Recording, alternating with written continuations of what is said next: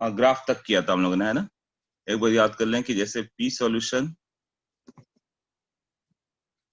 P solution equal to P nought solvent into X solvent, ऐसा किया था previous time. ये लास्ट किया था हम लोगों ने। किसी भी सॉल्यूशन का बता सकते हो, vapour pressure of the pure solvent मालूम है तो। जैसे आवाज ही नहीं आ रही, वेट वेट वेट, क्या हो गया? आवाज नहीं, म्यूट तो नहीं है। आवाज नहीं आ रही है क्या? इधर से तो सही दिखा रहा अभी।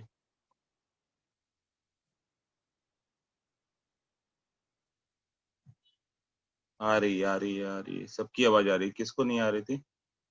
वरद, तुम्हें आवाज नहीं आ रही है वरद? सबको आ रही है आवाज, देखो।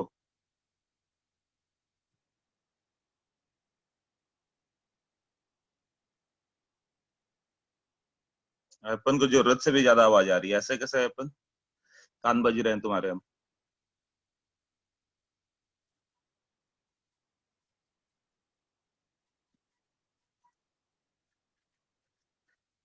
ज्यादा सेंसिटिव हो गए, राइट।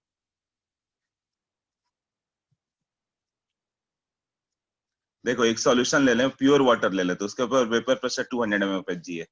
अब एक सॉल्यूशन ले लेते हैं, उसमें एक्स वाटर लेते हैं 0.7, और एक्स जो भी है सॉल्यूट, वो हो जाएगा 0.3।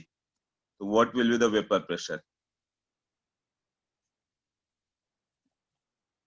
तो इतना तक किया था हम लोगों ने, क्या हो जाएगा?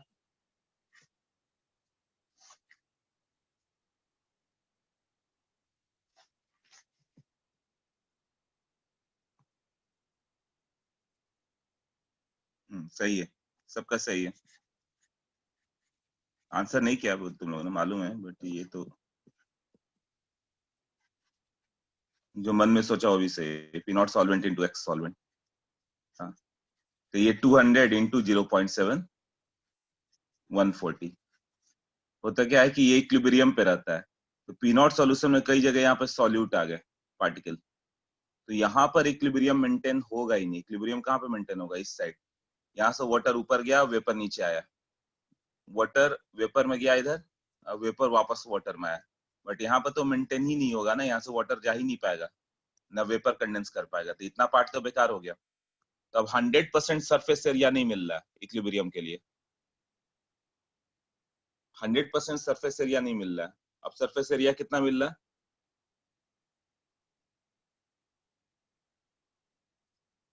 पहले 100% सरफेस एरिया मिलता तो 200 mmHg होता। इतना क्लियर है ना? 100% वाटर रहता है चारों ओर तो। बट अब वाटर कितना परसेंट एरिया पे है? 70% वाटर है, 30% सॉल्यूट है। ये तो होमोजीनियस मिक्सचर होता है। इस तो सरफेस पे भी 70% वाटर होगा, 30% सॉल्यूट होगा। सॉल्यूशन के अंदर भी यही होगा, 70% एंड 30%। 70% किसका होगा फिर? 70% वाटर होगा और 30% सॉल्यूट होगा। सरफेस पे भी सेम कंसेप्ट आएगा। तो सरफेस पे 70% पार्ट एक्सपोज है, तो उतना ही पार्ट तुम्हारा सॉल्यूशन में जाएगा ना। हाँ, तो ये क्या हो जाएगा कि 200 इंटू उसका 70%, 140 mm क्रिएट कर पाएगा। ये डिपेंड्स कि कितना ऊपर सॉल्वेंट वैकेंट स्पेस है, उसके थ्रू वो इक्विलिब्रियम में जाता है। नेक्स्ट, पिछले बार बताया था वेपर प्रेशर और एक सॉल्वेंट वाला पार्ट, एक कर्व बताया था, वो कैसे था? वेपर प्रेशर और यहाँ पे एक्स सॉल्वेंट ले लो। हाँ, स्ट्रेट लाइन।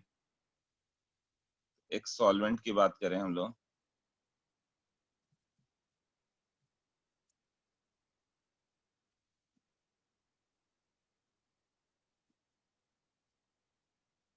तो जैसे जैसे सॉल्वेंट का बढ़ेगा वेपर प्रेशर बढ़ते जाएगा, ये ना। एक सॉल्वेंट जीरो तो वेपर प्रेशर भी जीरो। एक सॉल्वेंट जब 1 पे आ गया, यहाँ पे ये वैल्यू 1 हो गया, तो ये वैल्यू पी नॉट पे आ जाता है। पिछले बार मैंने इतना ही किया था, यही तक पिछले बार किया था, जस्ट रिवाइज करा दिया एक बार। अब यहाँ से आगे करते हैं।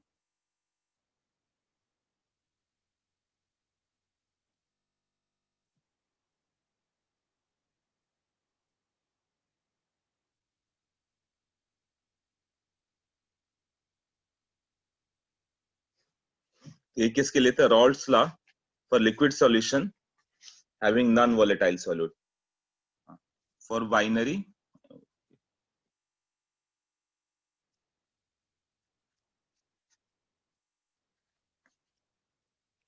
Binary liquid solution.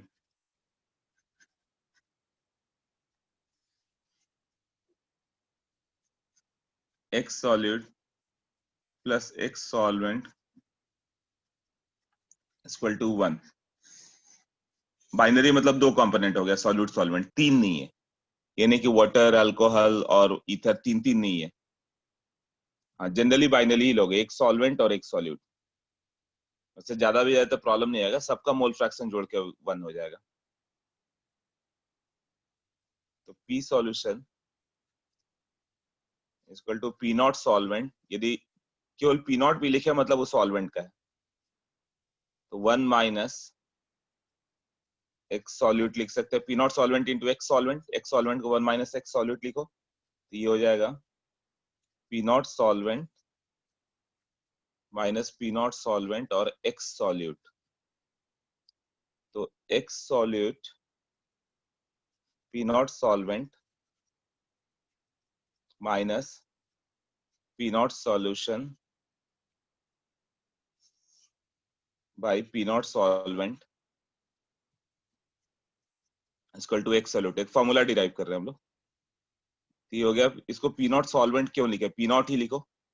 P not मतलब vapour pressure of pure solvent. और ये P सॉल्यूशन जो लिख रहे हैं, नॉट इसमें नहीं था. हाँ, P सॉल्यूशन था.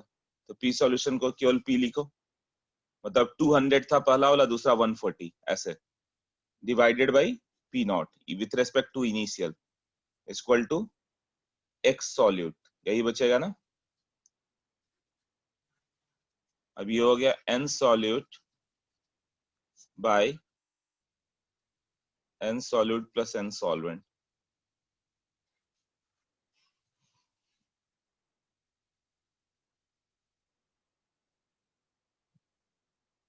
फिर RLVP है, ये relative lowering of vapour pressure हो गया. जैसे कि N सॉल्यूट क्या होगा? Number of moles of the solute clear है, उसका mass by molar mass. N solute equal to M solute by molar mass of solute. और P नॉट माइनस P को क्या बोलेंगे? जैसे P नॉट मैंने बोला था वाटर का 200 है और सॉल्यूशन का 140 है, तो तुम बोलोगे 60 mm लोअर हो गया ना. It is actually lowering of vapour pressure, lowering of vapour pressure. अब P not minus P by P not, ये क्या होगा? Relative lowering of vapour pressure. अब सोचो कि कोई पूछे कि 200 से 140 पे आ गया तो कितना लोअर हो गया, तो तुम बोलोगे 60 लोअर हो गया, तो उसको बोला लोअरिंग ऑफ वेपर प्रेशर. और कोई पूछे कितना परसेंट लोअर हो गया, कितना परसेंट लोअर हो गया 200 से 140 आया, तो 30%, यही है ना.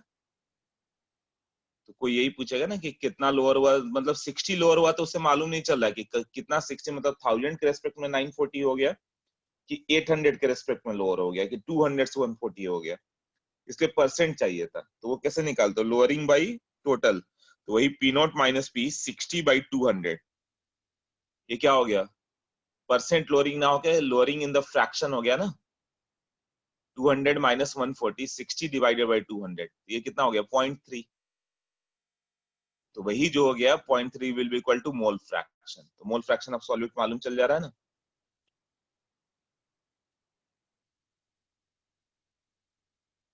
So relative lowering of vapour pressure मतलब मैंने जो बताया 200 चेंज करो.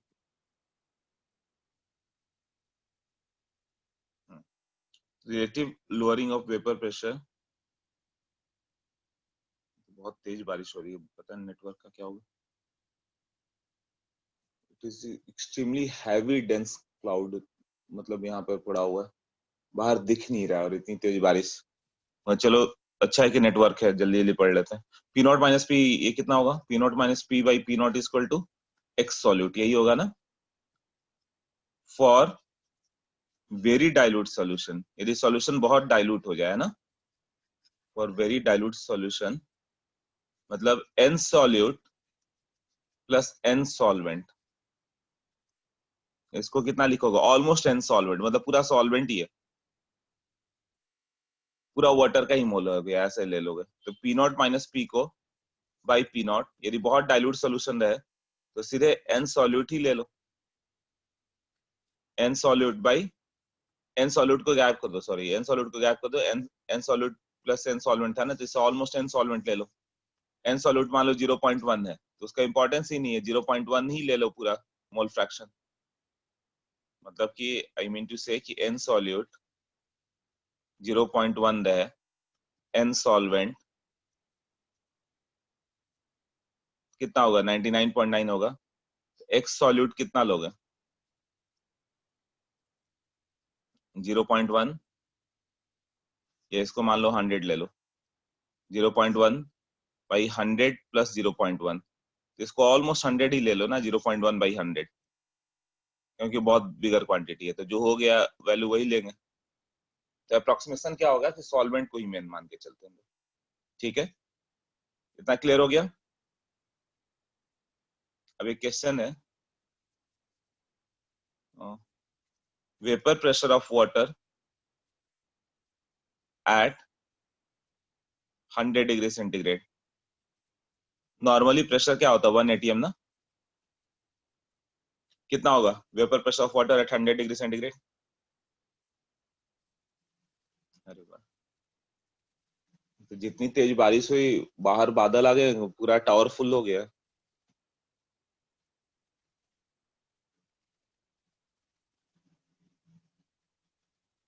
Vapour pressure of water at 100 degree centigrade, ये बताया था पिछले बार कि वाटर को हीट करते जाओ वेपर प्रेशर बढ़ते जाएगा।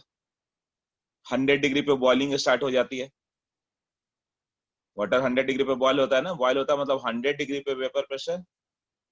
यस, 1 atm, ये एक हिडन डेटा है जो आईटी बार बार यूज करता है, ये डेटा सही से समझ लेना है ना। Vapour pressure at 100 degree centigrade, तो तुम्हें याद आना चाहिए कि वाटर बॉयल करता है 100 पे, वाटर बॉयल करता है तो vapour pressure equal to externally applied pressure, और एक्सटर्नली अप्लाइड प्रेशर 1 atm है, मतलब यहाँ वेपर प्रेशर उसका 760 mmHg होगा। तो ये क्वेश्चन डायरेक्ट नहीं पूछेगा, इसका यूज करेगा इस डेटा का, मैंने ये लिख दिया कि तुम्हें पहले ये तो समझ में आ जाए। सबको क्लियर है ये?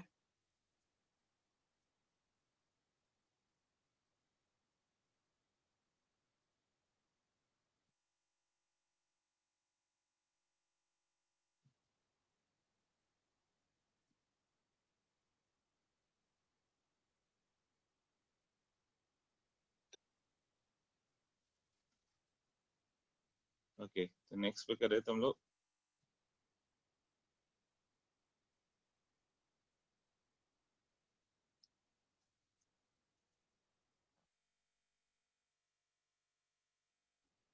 जैसे क्वेश्चन हो गया, calculate the vapour pressure of solution, of course aqueous solution, solution नहीं दिया तो एक्वस ले लेना, नहीं तो बेंजीन वगैरह का भी सॉल्यूशन यूज करेगा कहीं कहीं पे। By default aqueous solution at 100 degree centigrade, इसका मोलालिटी दिया है 0.2, कैलकुलेट करो।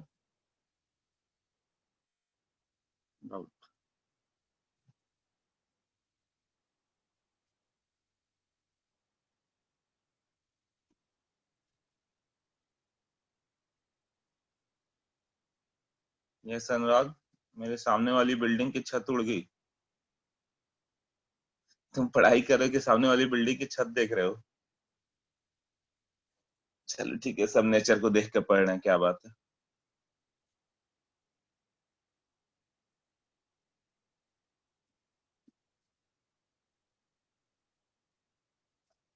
इतना फुल्ली फोकस रहो अनुराग ना कि छत ना दिखे तुम्हें, केवल क्वेश्चन दिखे। हाँ, अनुराग का ध्यान कहीं और रहता है अभी। पढ़ाई पे ध्यान दो अच्छे से।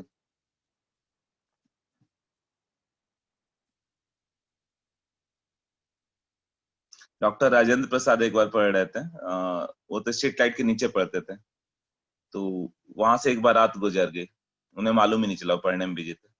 कोई किसी ने आके पूछा, भाई इधर से कोई बारात गई है क्या, देखा तुमने? तो बोला पता नहीं यार, मैं तो पढ़ रहा था, मुझे ध्यान नहीं है। तो वो इतना कंसंट्रेटेड थे।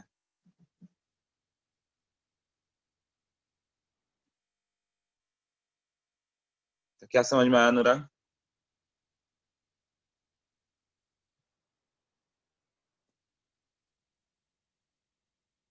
मुझे लग रहा है मोबिन सही कह रहा है।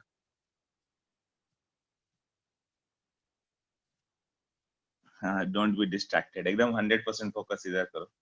ये काम मेरा है, मैंने क्वेश्चन दे दिया, मैं बाहर देख रहा हूँ।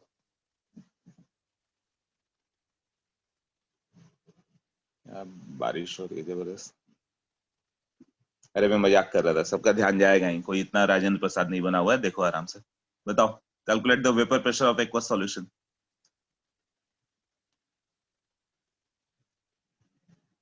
0.2। ओके, तो इसके लिए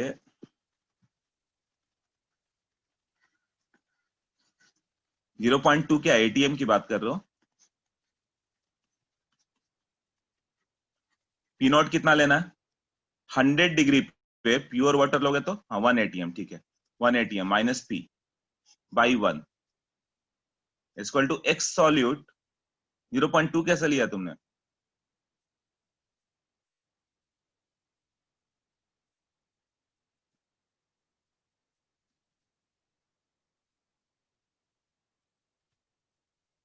हाँ, अप्रोक्सीमेटली ये 0.2 मोल है, तो ये 0.2 हो गया, तो वाटर कितना होगा? ऑलमोस्ट, ऑलमोस्ट नहीं, एग्जैक्टली 1 kg वाटर, 1000/18।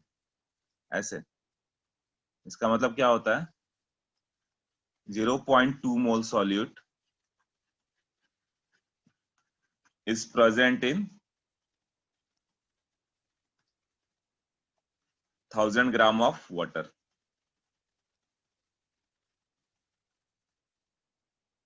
तो मोल फ्रैक्शन ऐसे ही होगा ना, 0.2 mole of solute divided by total 0.2 plus 1000/18। P not 1 है, तो पी कैलकुलेट करना है, पी आ जाएगा। मतलब 50% क्वेश्चन ऐसे वाले मिलेंगे तुम्हें। 1.736 ऑफ एच जी, इतना कम आ रहा है क्या? कुछ ज्यादा ही कम नहीं हो गया? 1 एटीएम में थोड़ा कम होना चाहिए था, 1 से थोड़ा लोअर आना चाहिए।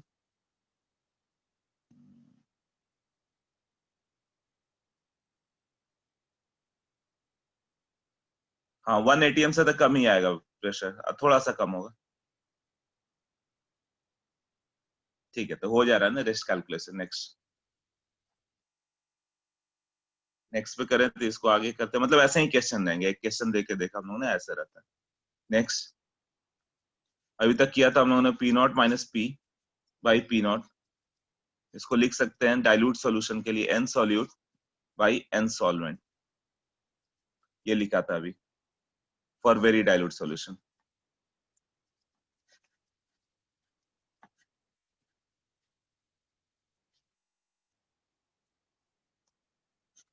फ्रॉम इक्वेशन 1 ले लें, इक्वेशन 1 एक था P nought minus P by P nought equal to N solute by N solute plus N solvent.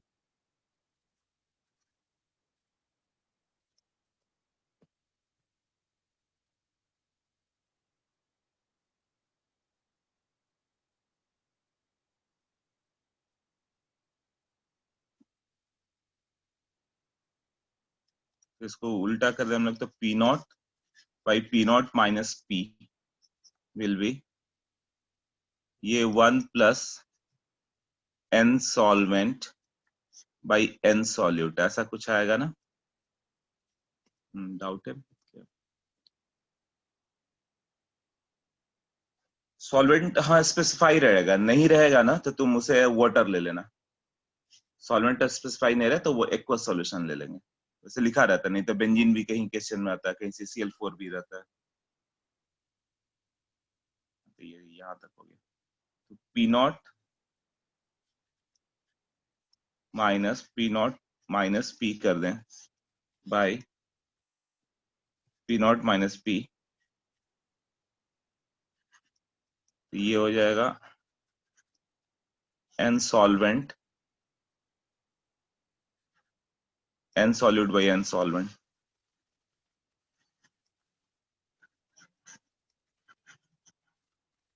One को उधर ले लो, तो ये कितना बच जाएगा,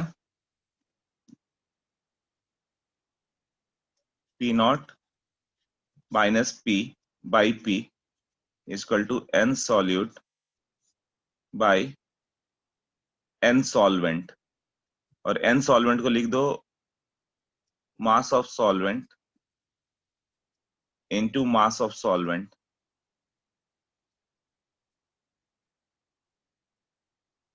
इसको किलोग्राम लोगे तो मास ऑफ सॉल्वेंट को भी किलोग्राम पर मोल लेना होगा।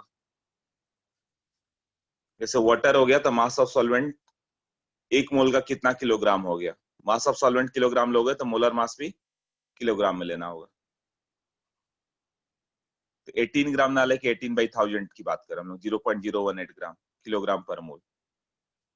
तो एक फॉर्म आ गया। एम का वैल्यू क्या होगा, एम सॉल्वेंट देख लो, नेक्स्ट पेज पे जा रहे हैं। एम सॉल्वेंट का वैल्यू कितना हो जाएगा, या मोलालिटी की बात करें, मोलालिटी क्या होता है, number of moles of solute by mass of solvent in kilogram, number of moles of solute by mass of solvent in kilogram, ये मोलालिटी हो जाता है। तो मोलालिटी कितना हो गया, P0 minus P by P into 1/m solvent.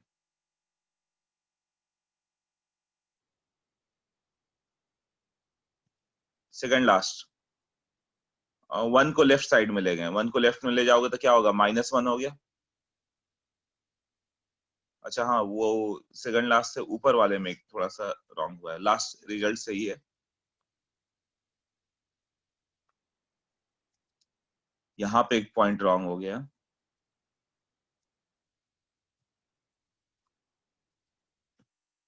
N solute by N solvent था यहाँ पर,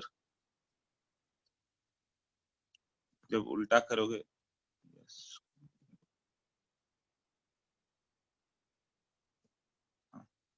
यहाँ पर क्या हो गया, ये अपोजिट कर देंगे तो N solute plus N solvent ऊपर चला गया बाई एन सॉल्यूट, ये 1 आ जाएगा, और ये N solvent by N solute बच जाएगा।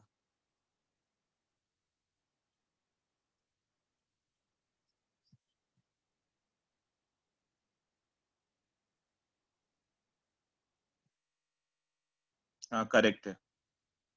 तो ये एन सॉल्वेंट आ जाएगा, तो यहाँ पे सेकंड लास्ट वाला ही तुम जो बोल रहे हो उसी पे एक बार रॉन्ग हो गया लिखने में।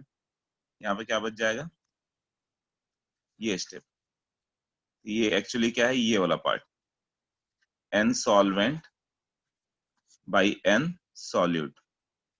अब इसको उल्टा कर दो, ये कितना बच गया, P0 minus P by P ना, यहाँ पे ये क्या बच गया, P बच गया, इसको अपोजिट कर दे P0 minus P by P, तो ये भी अपोजिट हो जाएगा, N solute by N solvent. Clear ना, ये N solute by N solvent, N solute by N solvent को क्या लिखा, mass of solvent into molar mass of solvent. देख लो क्लियर हुआ कौन कौन से स्टेप आ गए। लास्ट वाले में यहाँ से हमें बस अपोजिट कर दिया, 1/dat कर दिया।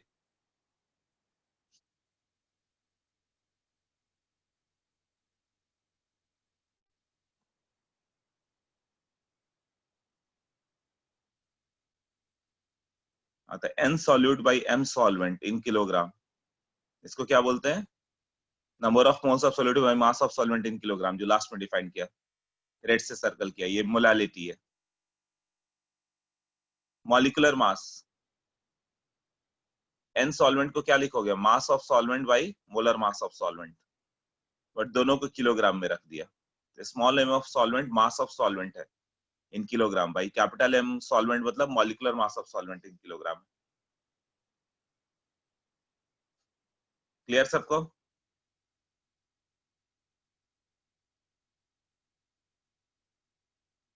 ओके, तो ये जो रेड सर्कल है ये मोलालिटी है। मोलालिटी का value P nought minus P by P into 1/m solvent. तो किसी किसी क्वेश्चन में ये फॉर्म आ जाता है, इसलिए कर रहे हैं हम लोग। ये फॉर्म किसी क्वेश्चन में पूछ दे कि ये बताओ कि क्या होगा, कौन सा एक्सप्रेशन राइट है, तो यहाँ पे ये वैल्यू तुम्हें लर्न कर लेना होगा कि हाँ ये राइट आया। कौन सा? Molality equal to P nought minus P by P into 1/m solvent in kilogram पर मोल। ये कई ऑब्जेक्टिव आ जाए क्वेश्चन तो काम करेगा, ये जनरल क्वेश्चन सॉल्व करने में फॉर्मूला काम नहीं करेगा। कभी कोई ऑब्जेक्टिव आता है इस पे तो काम करता है। या इसको एक और फॉर्म लिख सकते हो, एडवांस लेवल पे आएगा जब भी आएगा ये कि ये क्या फॉर्म है, क्योंकि तो डिराइव करके लाया ना इसको। 1000 बाई एम सॉल्वेंट किलोग्राम में था ना, अब एम सॉल्वेंट को तुम ग्राम में भी लिख सकते हो, एम सॉल्वेंट इन ग्राम पर मोल।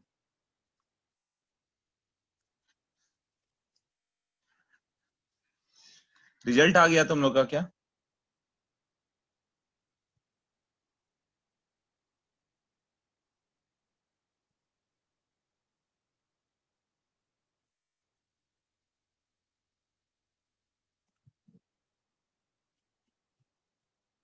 सबका टावर डिस्टर्ब हो रहा है, सब आ जा रहे हैं लगातार।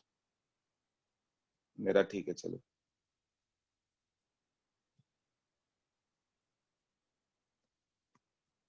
अरे वेरी गुड। क्या मार्क्स रहा है रैंक अनुराग? मेंस में 166, रैंक 103। अमितेश 160, केमिस्ट्री में 52। ओके, अजिंक मेंस में 55 रैंक।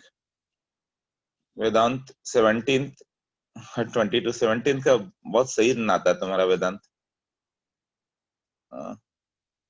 अजिंक एडवांस में 62। ओके, अनुराग केमिस्ट्री में 73 मार्क्स आया, very good. Chemistry advance 95%। Chemistry में अच्छा किया तुम लोगों ने, good. Rank 102। Prasanna 81 in advance, 122 in mains. Okay,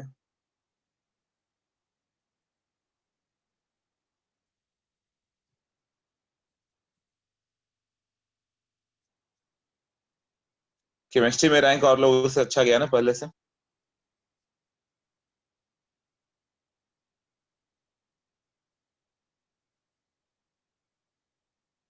हर बार कोशिश करो कि रैंक थोड़ा ऊपर चल जाए, मार्क्स तो इधर उधर होगा ही। मार्क्स तो टफ आएगा तो कम आएगा ज्यादा आएगा, ये मैं हर बार बोलता हूँ, बट तुम अपना रैंक देखो कि 100 है तो तुम और बच्चों के रेस्पेक्ट में थोड़ा और ज्यादा गेन किए कि नहीं। 100 से 90 पे भी आया तो 10 बच्चों से ज्यादा मेहनत किया तुमने। मेंस 55 केम 71, एडवांस में 54 केम 53।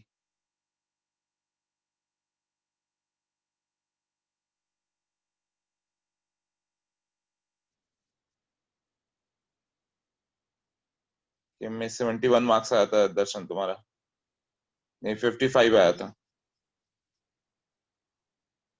अनुराग लास्ट टाइम 260 रैंक और इस बार 100 रैंक, गुड।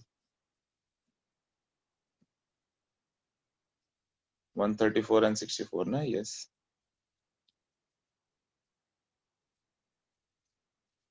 ये अनुराग तुम्हारा मार्क्स तो 260 रैंक आया था और इस बार तुम्हारा रैंक 103 है। सामने वाले छत को देखने से बहुत फायदा हो रहा है तुम्हें।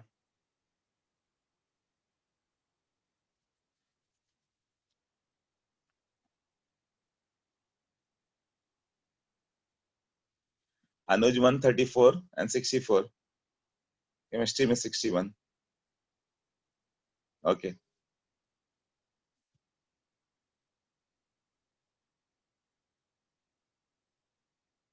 अनुराग जैसा पढ़ते रहो, इस हिसाब से तो 100 से ज्यादा मार्क्स गेन किया, 100 से ज्यादा रैंक, इस बार और ऊपर आ जाओगे। 1 to 10 में कोई आया अपना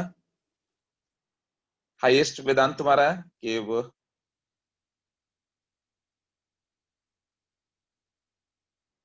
इसका दर्शन तुम्हारा, तुम्हारा आशय वेदांत आर्यन को केमिस्ट्री में एडवांस में कोहिनूर के टॉपर से भी ज्यादा है।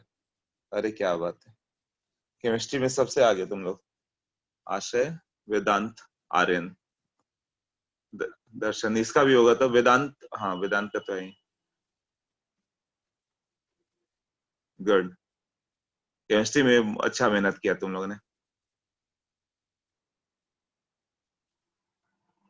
आर्यन मेंस में 6th, केमिस्ट्री में 95 मार्क्स लाए हो।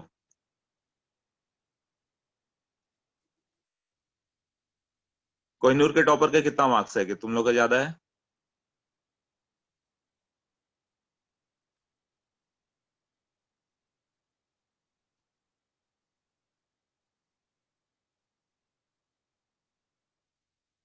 एडवांस में है ना, हाँ। कोहिनूर वाले का 52 आउट ऑफ 64।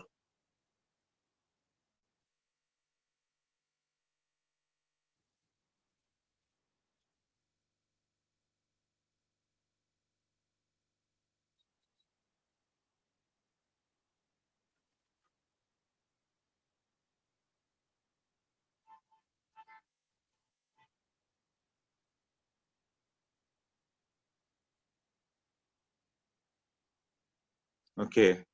तुम्हारा कितना आया दर्शन? 52 हाईएस्ट है कोहिनूर का केमिस्ट्री का। तुम सबका 52 से भी ज्यादा है ना? 52 आउट ऑफ 64 मतलब बहुत हो गया ना फिर तो, 80%।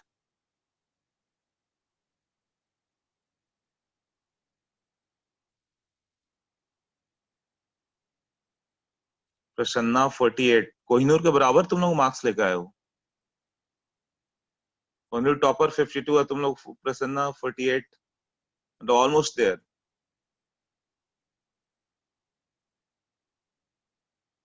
अच्छा मेहनत किया तुम लोगों ने। एडवांस में केमिस्ट्री में 45 है। सो जो टॉपर का 52 आ रहा है। अंकित कितना 45 है ना? लोकेश 15 के, मतलब सब कोहिनूर टॉपर को टच कर रहे हैं केमिस्ट्री में, है ना? उसका रीजन समझो, रीजन है तुम लोगों ने अवस्थी भी सॉल्व किया, एमएस चौहान भी सॉल्व किया। ये दो बुक जो सही से कर रहा है वो आईटी के एग्जाम में भी टॉप कर रहा है, ऐसा है।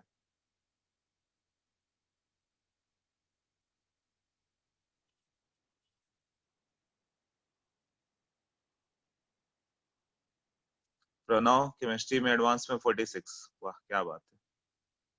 इसीलिए बोला ना कि मुझे फ्रीली पढ़ाने दो सब, ना कि सर से कंप्लेन करो कि नहीं समझ में आ रहा है। तुम लोग वैसे 4-5 लोग बोल देते नहीं समझ में आ रहा है तो फिर मैं प्रेशर में आ जाता हूँ कि उस बैच को उतना ही पढ़ाओ जितना समझ में आता है।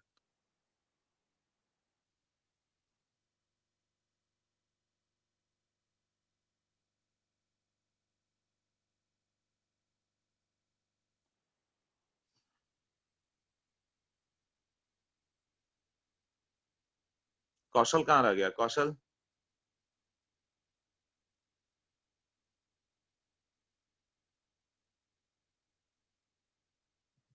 कितना मार्क्स है तुम्हारा एडवांस में? क्योंकि ऑर्गेनिक तो बहुत स्ट्रॉन्ग होल्ड तुम्हारा दिखता है मुझे।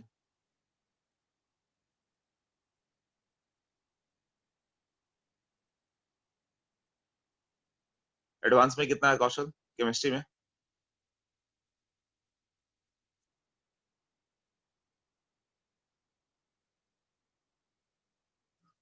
टोटल 85 है तो 14 केम। चलो ठीक है, 14 केम, आधा मार्क्स में केम से तो मैं हैप्पी हूँ।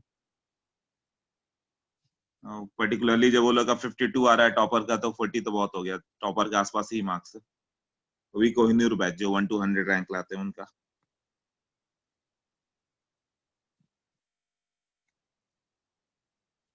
अनुराग तुम्हारा थोड़ा कम दिख रहा है एडवांस गेम में 22 मार्क्स, और लोगों का देखो सबका 40, 46, 52,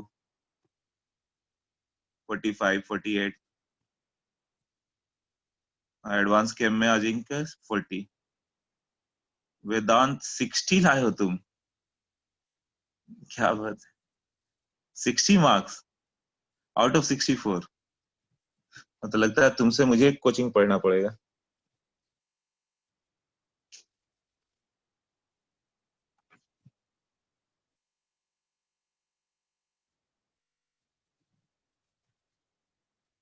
जिंक मेंस में 67, वेरी गुड। तो इस बार तो पूरा केमिस्ट्री अपना ही है। दो टॉपिक है, एक तो है तुम्हारा एल्काइल एराइल हैलाइड, तो ऑलमोस्ट हो गया है। सब्स्टिट्यूशन एलिमिनेशन अच्छे से रिवाइज करते रहो, उसी से ज्यादा क्वेश्चन होंगे। मान के चलो 70% क्वेश्चन उधर से होंगे, 30% जो न्यू पढ़ाऊंगा उधर से होंगे। और सोल्यूशन बहुत इजी टॉपिक है, एकदम आराम से हो जाएगा। चलो आगे करते हैं। अभी मोलैलिटी का पार्ट कर लिया। नेक्स्ट एक फॉर्मूला है, मतलब ये मेन फॉर्मूला नहीं है, मेन फॉर्मूला वही था, P nought solution equal to P nought solvent into X solvent. ठीक है, इसको कैसे करेंगे अभी।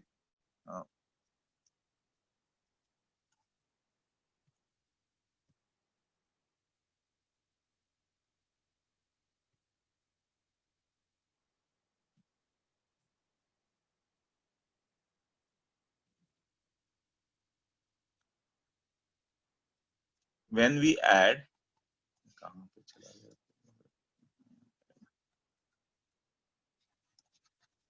when we add non-volatile solute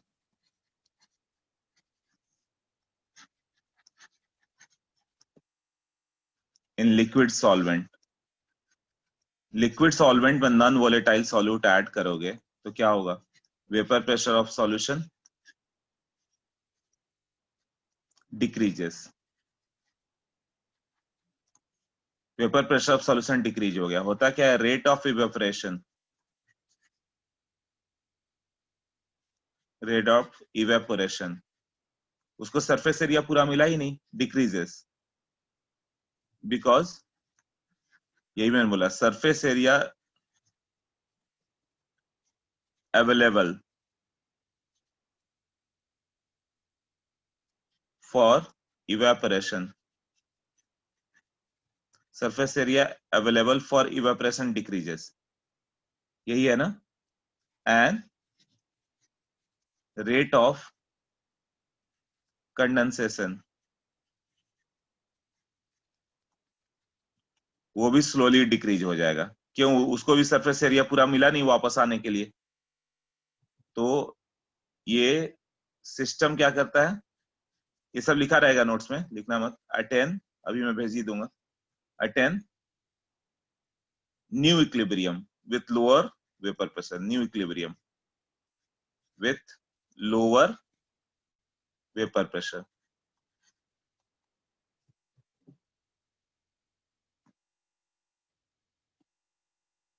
okay, तो हुआ क्या कि जैसे ही तुमने सॉल्यूट डाल दिया, तो सॉल्यूट मान लो सर 70%, 30% सॉल्यूट डाला था, 70% सॉल्वेंट है, तो सरफेस एरिया पे भी 70% सॉल्वेंट हो गया। तो जहां से वाटर बाहर जाएगा वहां पे केवल वाटर ही होना चाहिए, सॉल्यूट आ गया रास्ते में तब तो जा नहीं पाएगा। तो 70% यदि सॉल्वेंट है तो अभी क्या होगा, रेट ऑफ इवेपोरेशन कम हो गया। अब तो 70% एरिया ही मिल रहा है इवेपोरेट करने के लिए। इवन कंडेंस होने के लिए वाटर मॉलिक्यूल यदि स्ट्राइक कर रहा है सॉल्यूट पे तो कंडेंस नहीं होगा, वो तो वाटर से स्ट्राइक करे तो कंडेंस होगा। हाँ नील बोलो। तो रेट ऑफ कंडेंसेशन भी स्लोली डिक्रीज हो गया, तो सिस्टम न्यू इक्विलिब्रियम अटेंड करेगा विद लोअर वेपर प्रेशर।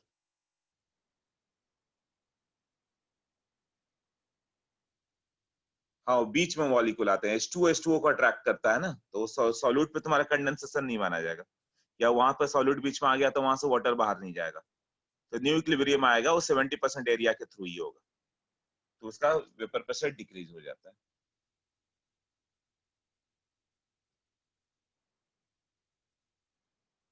ये तो जो पहले से बता रहा हूँ कंसेप्ट वही है कि तुम सॉल्यूट डालोगे तो क्या हो गया, सॉल्यूट डालने से क्या होगा, वेपर प्रेशर कम हो गया। क्यों, मेन पार्ट है कि जो सरफेस एरिया, जो सरफेस था उस पे सॉल्वेंट का कंट्रीब्यूशन कम आ गया, सॉल्वेंट कम हो गए, यही हुआ ना।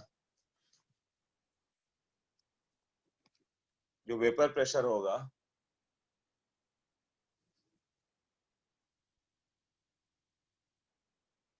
मतलब कि जब सॉल्यूट डालोगे तो क्या होगा, सरफेस पे सॉल्यूट का, सरफेस पे भी सॉल्यूट आ जाएंगे। तो 30% मान लो सॉल्यूट आ गए, तो रेस्ट 70% से इवेपोरेशन या कंडेंसेशन होगा ना। तो वेपर प्रेशर क्या हो जाएगा, P nought solvent into x solvent, x solvent 70% करके लिखोगे। तो वही लिखा गया कि ऐड करने से क्या होगा, वेपर प्रेशर डिक्रीज हो जाता है। क्यों? क्योंकि सरफेस पे सॉल्यूट आ गया सब, तो रेट ऑफ इवेपोरेशन भी कम हो गया, कंडेंसेशन भी कम हो गया। क्लियर हुआ है अपन?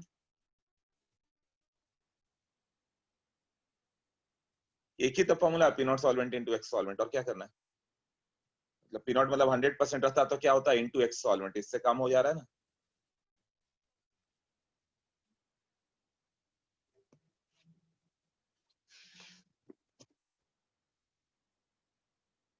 अब 2 रहेगा तो क्या करें,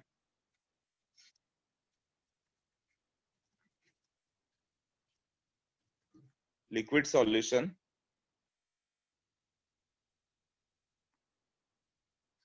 contains 2 volatile solvent, 2 volatile liquids, और वाटर अल्कोहल को मिक्स करें, दोनों वेपराइज होते हैं। तो आइडियल बाइनरी सॉल्यूशन की बात करें हम लोग, तो ये कंसेप्ट की बात करें कि ये एक कंसेप्ट है हम लोग का, लिक्विड सॉल्यूशन जिसमें दो इस तरह से रहे तो क्या करेंगे। जैसे पी नॉट वो अल्कोहल, ये मान लो 300 mfHg है, और पी नॉट वाटर, ये सपोज इसका वेपर प्रेशर क्या होगा, थोड़ा कम होगा, 200 mfHg ले लो, तो एट 25 डिग्री सेंटीग्रेड, ऐसा मान के चलो, एट सर्टेन टेम्परेचर।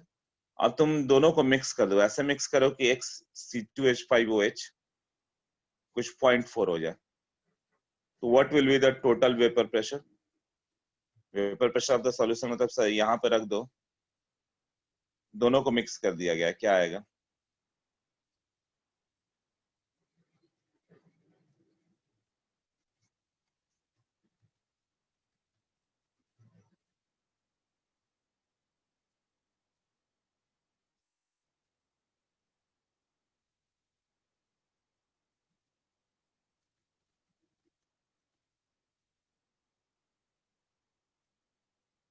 ओके, अनुराग का आंसर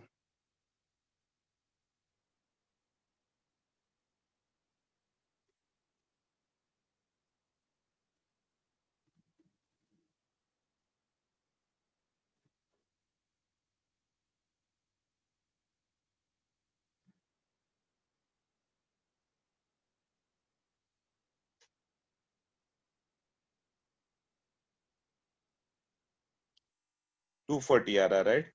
अनुराग सोहम, XA प्लस XP1 होगा, दोनों मिला के 1 होगा, यही दो है ना। 240 सबने 240 बोला, ओके देखो 240,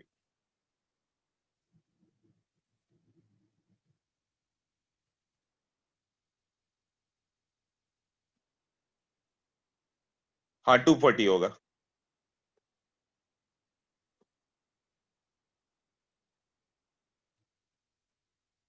हाँ 240 होगा, करेक्ट है।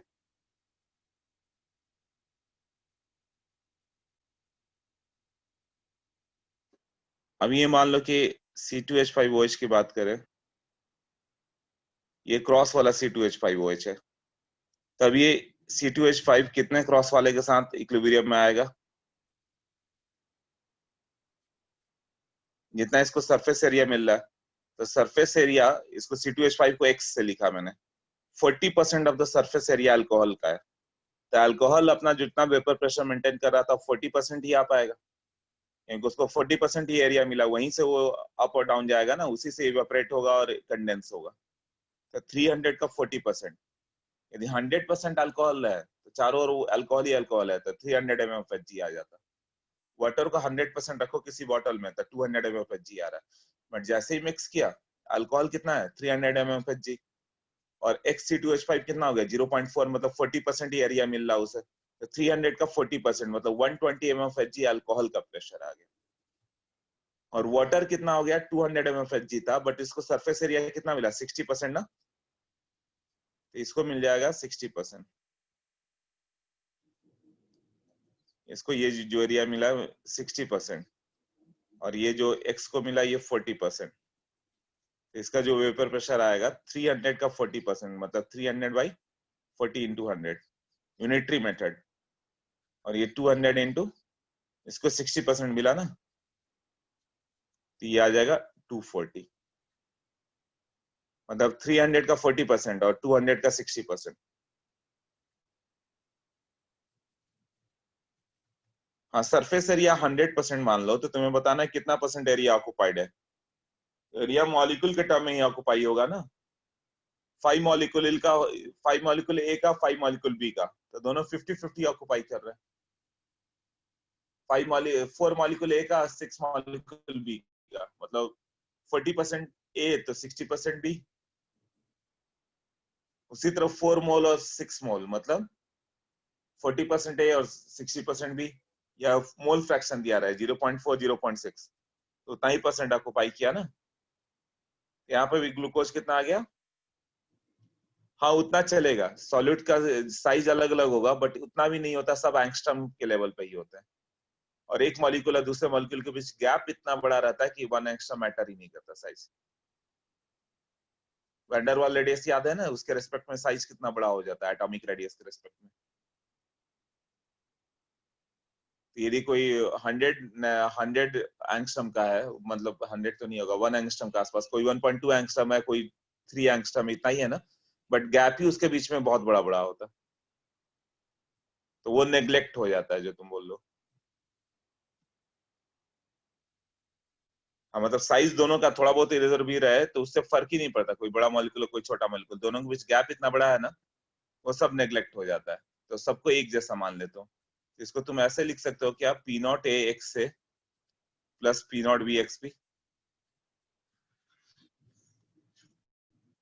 इसी के लिए इक्वेशन बनाया मैंने, P not A into X A P not B into X B, इससे पी सॉल्यूशन आता है ना।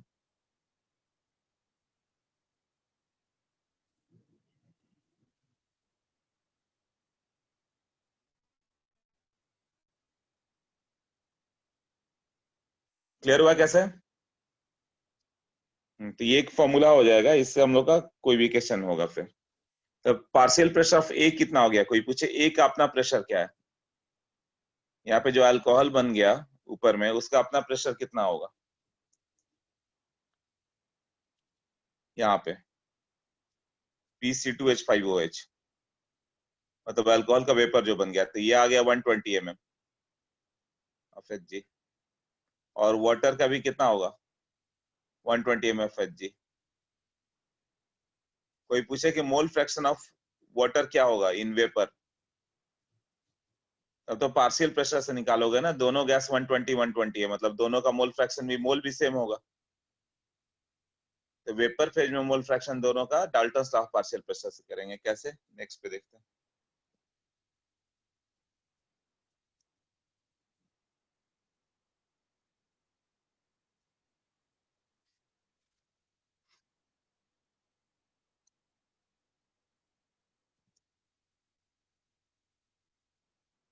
इसको x से रिप्रेजेंट करेंगे, a एंड b लिक्विड में, मतलब x से x भी लिखेंगे, मोल फ्रैक्शन ऑफ a x से, मोल fraction of b x b, और जब वेपर में गया यहाँ पे,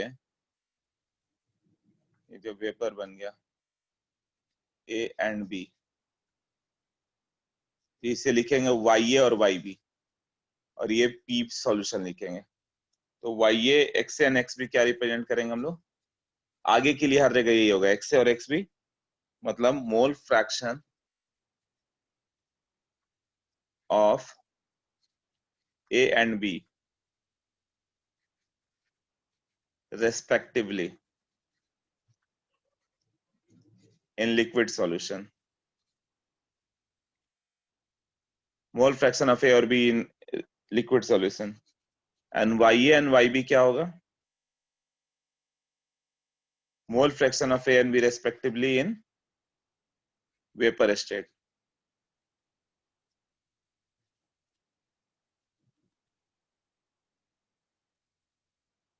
तो ये मोल फ्रैक्शन मान लो कि जैसे वाटर का मैंने बोला अल्कोहल कितना है 70% और वेपर हो गया 30%। सॉरी, मतलब वाटर हो गया, अल्कोहल हो गया 70% और वाटर मिक्स किया 30%। 70% अल्कोहल 30% वाटर। तो क्या वेपर में भी यही रेशियो रहेगा क्या? लिक्विड सॉल्यूशन में 70-30 है, तो वेपर में किसका परसेंट ज्यादा होगा? जो ज्यादा वोलेटाइल होगा। ज्यादा वोलेटाइल कौन सा? अल्कोहल।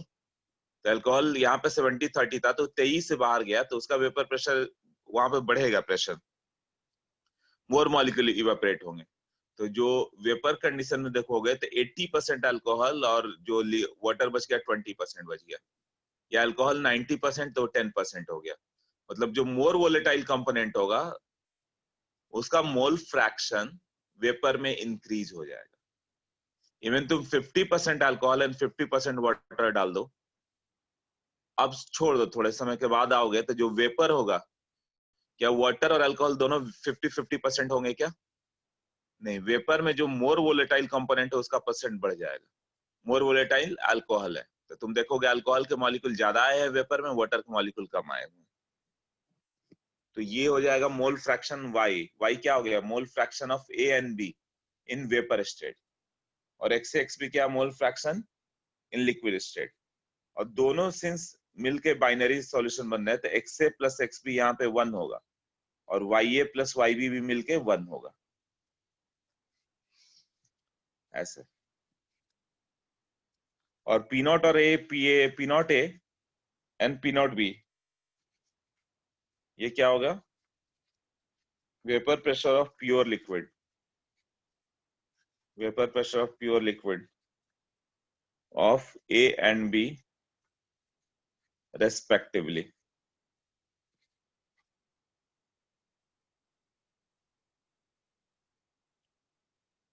नोटेशन सबको क्लियर है? इसी पे अब क्वेश्चन सॉल्व करेंगे।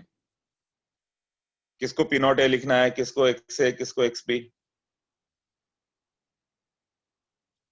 PXA बाई जो दिया है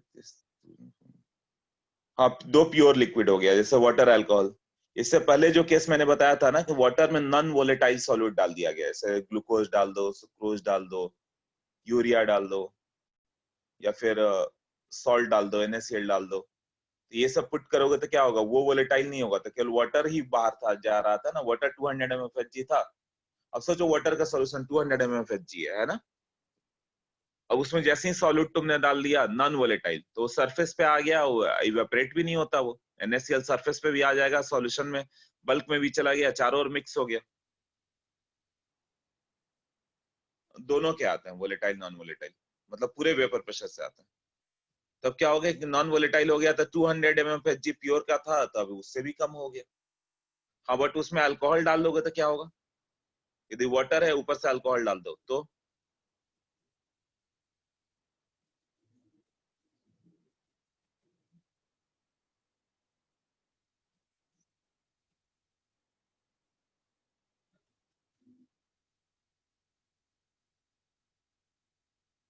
वेपर प्रेशर का क्या होगा? कुछ और नहीं पूछ रहा हूं मैं।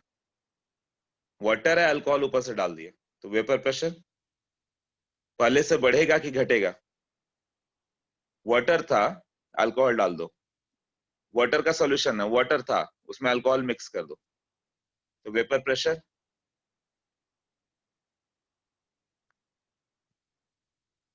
Yes, vapour pressure will increase. Correct, क्योंकि अल्कोहल जो आया वो तो मोर वोलेटाइल सॉल्वेंट हो गया ना, वो सरफेस एरिया ऑक्युपाई करेगा अल्कोहल का, है ना। और उससे ज्यादा वोलेटाइल है, तो और 23 से वेपर बढ़ाएगा ना, तो 200 से भी ज्यादा आएगा वहां वेपर प्रेशर।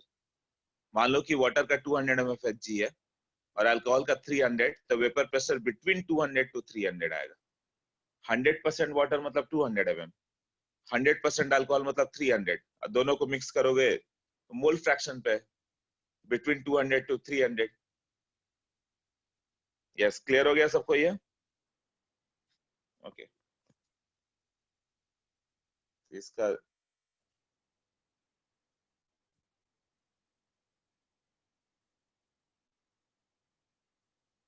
डाल्टन्स लॉ की बात करें,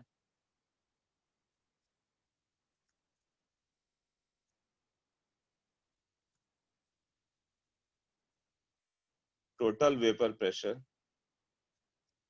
of liquid solution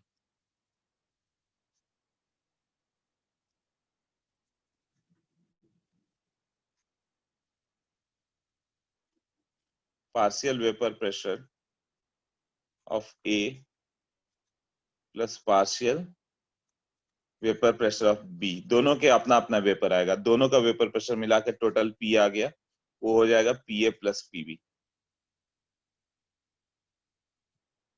but PA क्या है, रॉल्ड्स लॉ क्या बोलता है,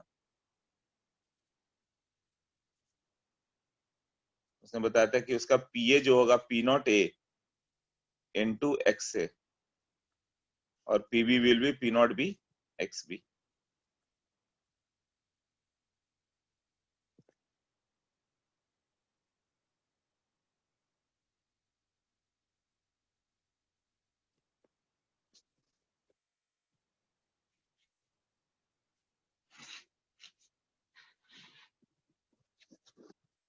तो कितना आ जाएगा पी का वैल्यू, यहाँ पे लिखे हैं,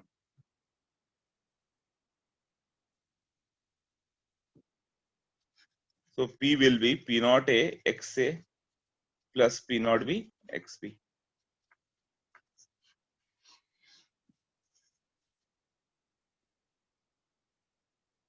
और x A का वैल्यू लिख सकते हो 1 माइनस एक्स बी, तो ये कितना हो जाएगा P का value P not X A plus P not B 1 minus X B. ये सब फॉर्म क्लियर है? नेक्स्ट पेज पे चले, एक्स पी के जगह 1 माइनस एक्स ए रख सकते हैं, तो जो P का वैल्यू हो गया P not A X A plus P not B X B, X B के जगह 1 माइनस एक्स ए कर दे, तो अब आ जाएगा P not B plus P not A minus P not B X A, और ये होगा P।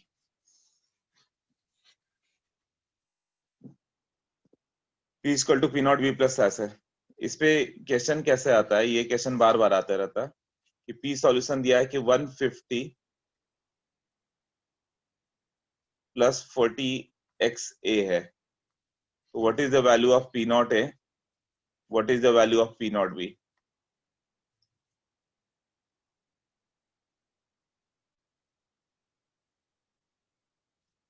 P मतलब P सॉल्यूशन है वो,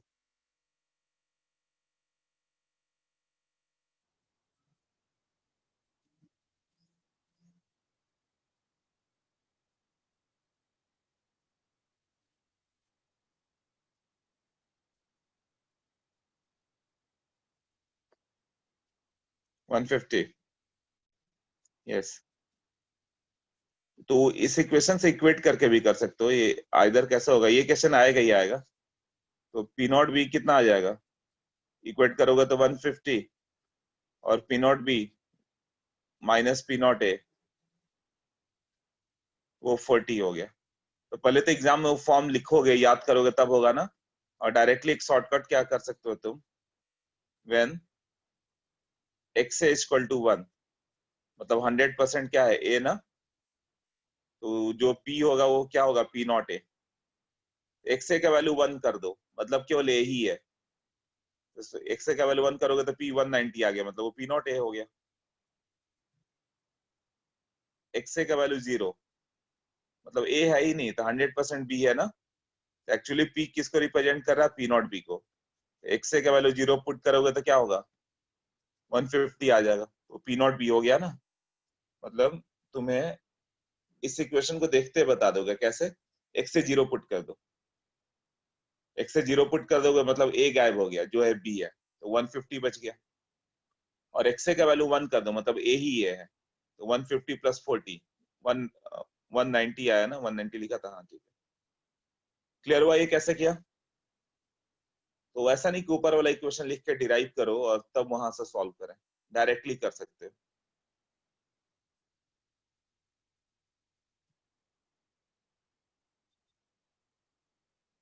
क्लियर?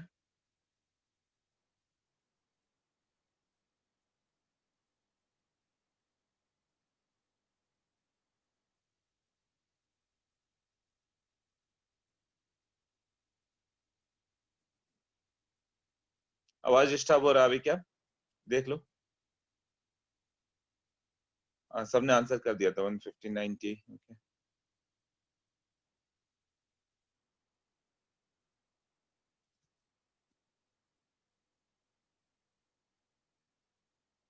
आवाज अच्छी आ रही है, वेरी गुड।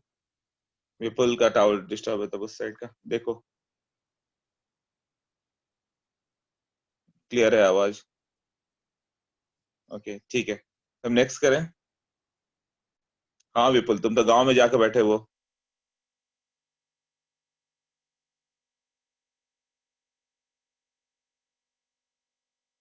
कब आना है गांव से? उधर ही रहना है?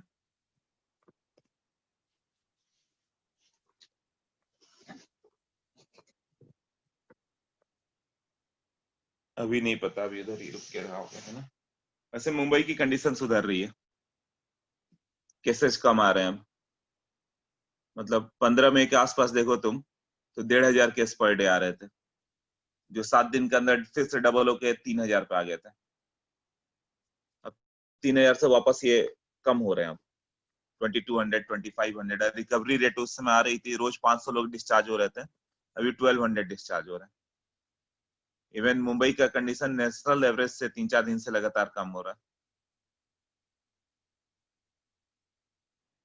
ऐसे भी बच गया कैसे? मतलब मुंबई का अब चांस ब्राइट है, देखो।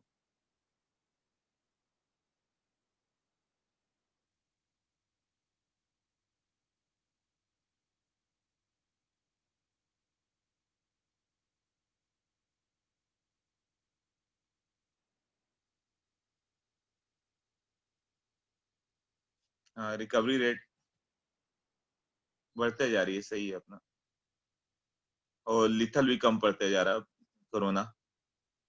जितना स्ट्रांग आया था उतना है नहीं, कई साइंटिस्ट बिलीव करने लगे हैं कि अब ये खत्म होने वाला धीरे धीरे। मेरे हिसाब से ऑफलाइन कब तक स्टार्ट होगा? आई थिंक जून जुलाई तो पूरा चला जाएगा। जुलाई में सब मान के चल रहे हैं कि इंडिया में पीक आ जाएगा, वो वायरस बिल्कुल कमजोर हो जाएगा, किसी को इन्फेक्ट नहीं करेगा। तो अगस्त के बाद, अगस्त से मान के चलो कि आ जाना चाहिए। नहीं, वायरस ही असल में, एक थियरी आई थी उसके अनुसार वायरस ही वीक पड़ रहा है, एक बॉडी से दूसरे बॉडी में म्यूटेट कर करके वो वीक पड़ जा रहा है, तो उसके सिम्टम भी गायब होने लगे हैं। जितना स्ट्रॉन्ग सिम्टम आ रहे थे वो भी नहीं आ रहे थे, एकदम वीक सिम्टम आ रहे हैं। लोगों की रिकवरी रेट बढ़ रही है, अब उनका बॉडी उसको ओवर करते जा रहा है। तो एक तरह से वो वायरस अपने आप खत्म हो रहा है। कैसे सार्स का पहले आया था तो कई लोगों का जान गया, बट धीरे धीरे एक बॉडी से दूसरे बॉडी में जाने पे सब में एंटीबॉडी था, उसको वीक करते गया। अब कोई नहीं होता, सब नेचुरल नॉर्मल सा हो गया वो।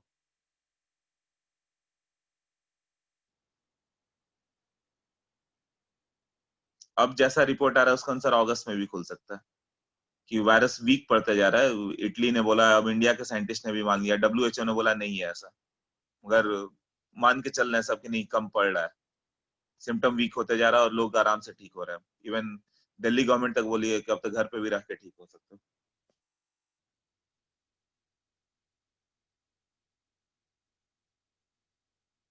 हाँ, अगस्त में बहुत ब्राइट चांस है कि आ जाएगा। अच्छा है, अगस्त से आ जाएगा, अपना रिवीजन करते रहेंगे। और तब तक इनऑर्गेनिक चलेगा, उसमें तो कई लोग गलती करेंगे नहीं आकर, फिर प्रॉब्लम आएगा। इनऑर्गेनिक के लेक्चर्स होगा तो इस बार तो बैठना पड़ेगा सबको फिर। कुछ तो लर्न होता ही है ना, रेदर देन छोड़ दो।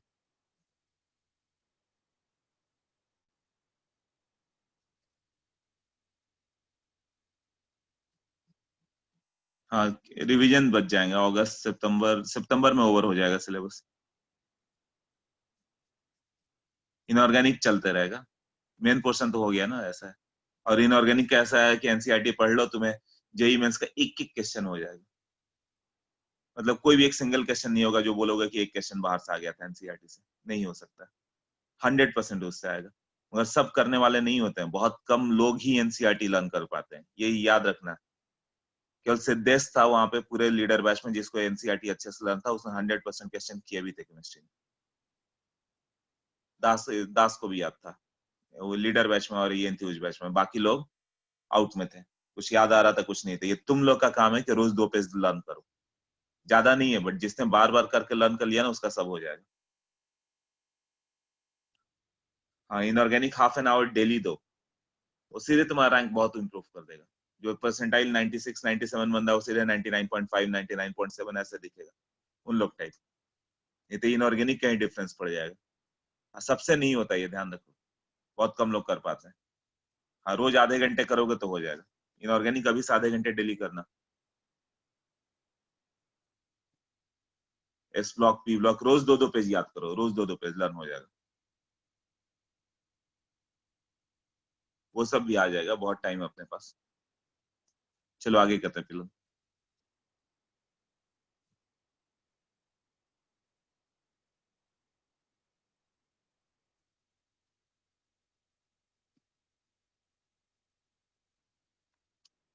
पी का वैल्यू हो गया। अब यहाँ पे देखें,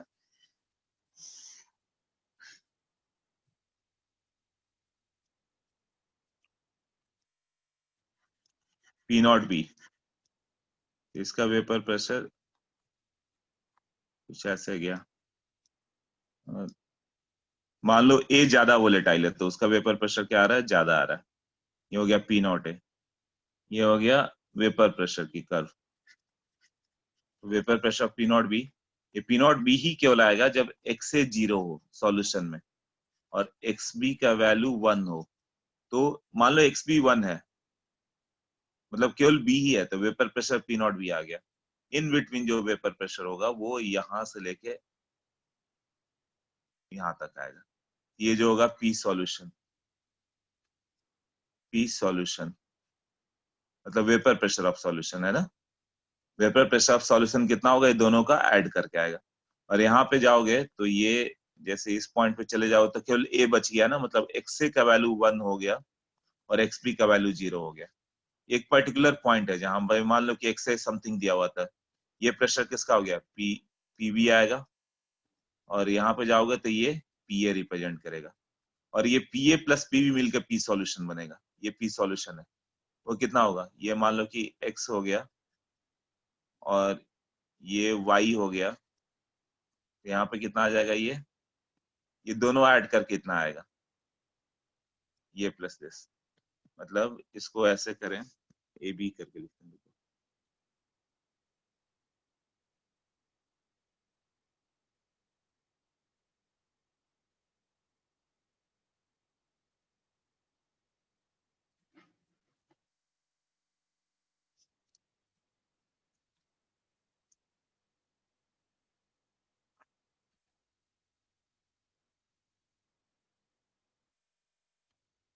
इसको ए लिखें, इतना दूर बी, ये सी और D, A B C D. अब ये जो हो गया, ये वेपर प्रेशर ऑफ क्या हो गया, ए है, प्योर कंपोनेंट ए। और ए बी किसका वेपर प्रेशर हो गया, ये बी का चल रहा है, तो ये पी बी हो गया। तो जो टोटल हो जाएगा, मतलब ये अलग अलग कर्व था, ये कर्व किसका था, ये ए वाला कर्व था, पी ए को रिप्रेजेंट कर रहा है, और ये कर्व पीवी को रिप्रेजेंट कर रहा है, और ये वेपर प्रेशर ऑफ सॉल्यूशन को। तो P equal to what, vapour pressure कितना होगा, दोनों का pressure P A plus PV. अब पी ए कितना हो गया, एसी वाला पार्ट पी ए है, ए से लेके सी तक। अब पीवी वाला पार्ट कितना था, ए से लेके बी तक, एसी प्लस ए बी। और टोटल प्रेशर क्या है, एडी। वो कर्व में दिखाया ना, एडी क्या हो गया, vapour pressure of solution. P A कितना हो गया, ए तक में एसी पी ए हो गया, पीवी कितना हो गया, ए बी पी बी हो गया। ये है ना।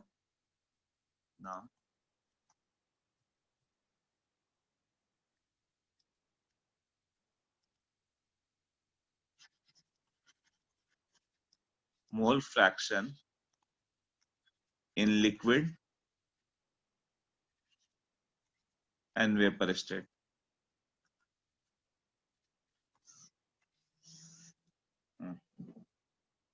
ए, हाँ ए कोई भी रैंडम पॉइंट है, राइट।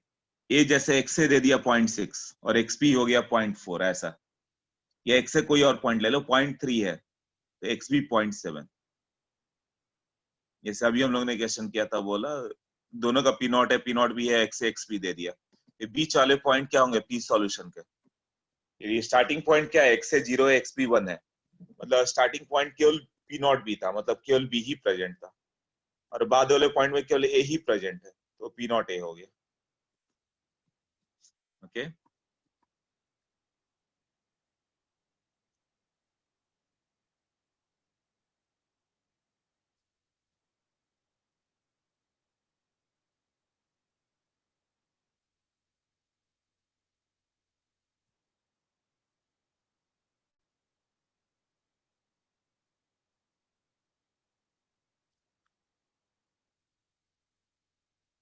तो mole fraction in liquid phase की बात करें हम लोग।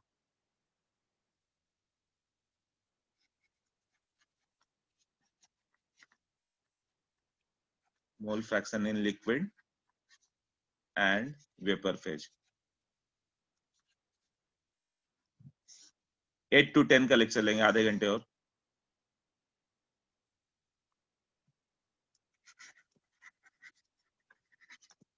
Partial vapour pressure of A कितना हो गया? Mole fraction of A in vapour state into total pressure. ये किसका लॉ था? Dalton's law of partial pressure ना। Dalton's law of partial pressure क्या है कि तुम पीए निकाल सकते हो, वो कैसे लिखोगे? Mole fraction into total pressure. तो मोल फ्रैक्शन को अभी हम लोग वाई ए लिख रहे हैं, हर जगह एक्स ए लिखते थे ना वहां, यहाँ वाई ए लिख रहे हैं, वाई ए इंटू पी।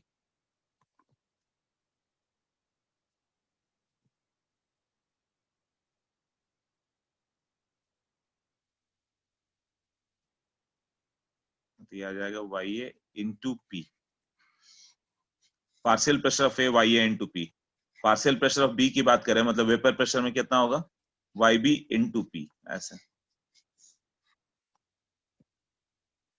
अभी कितना हो जाएगा?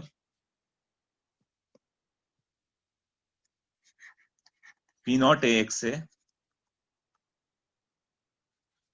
पी ए कितना आता है? पी नॉट ए एक्स से, और इधर टोटल मालूम रहे तो वाई ए इंटू पी, ऐसे लिख सकते हैं ना। जैसे कि एग्जाम्पल हो गया, वही ले लो, P naught water 200 mm, P naught alcohol. ये फिक्स वैल्यू नहीं है, इमेजिनरी वैल्यू मैंने लिया है। 200 और 300 कुछ कुछ होता होगा, और हाई टेम्परेचर पर अलग अलग होगा, है ना। अब तुमने एक्स से ले लिया 0.2, और अल्कोहल ज्यादा ले लिया 0.8, तो 80% अल्कोहल है और 20% वाटर डाला तुमने, तो यहाँ पर क्या हो जाएगा? यहाँ पे मोल फ्रैक्शन ऑफ ए कितना होगा? YC2H5OH, और YH2O कितना होगा? दोनों का अपना अपना मोल कितना होगा?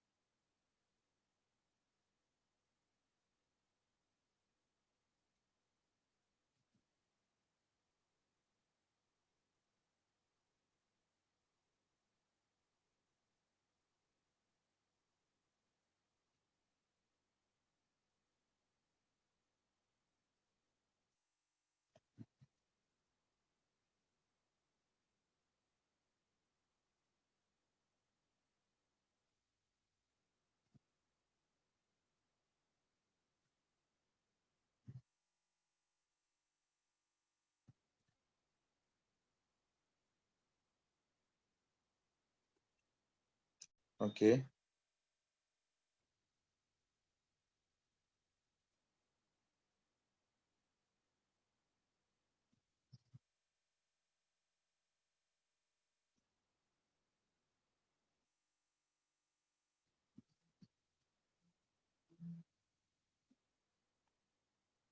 1/7 6/7 करेक्ट है। यस विपुल 1/7 6/7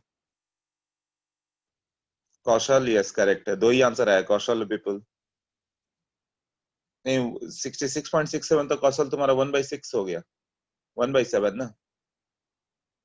हाँ अनुराग विपुल अनुराग दो answer. Lokesh also yes.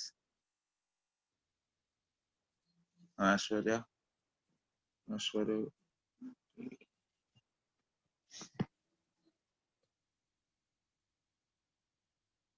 Okay देखिए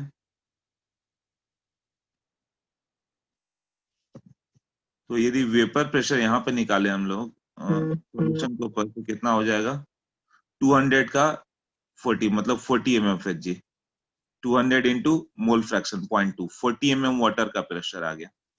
और अल्कोहल की बात करें हम लोग तो अल्कोहल का जो प्रेशर आएगा वो आएगा 300 इंटू 0.8 240। ये मेन पार्ट ही कर रहे हैं हम लोग जो है सॉल्यूशन का ये 40 और ये 240 आ गया है ना। तो तुम्हें पूछा जाए तो ये दो गैसेज हो गए अल्कोहल भी एक गैस हो गया वाटर भी गैस हो गया और दोनों का अपना अपना प्रेशर मालूम है तो उसका मोल फ्रैक्शन कैसे आएगा वाई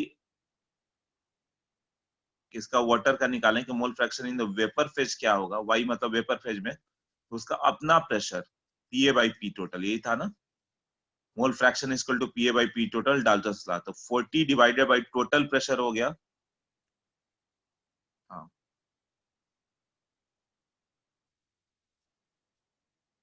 ये हो गया 40 प्लस 240 ये हो जाएगा 1/7 वाई C2H5OH कितना हो जाएगा इसका अपना प्रेशर 240 बाई टोटल 280 तो ये आएगा 6/7।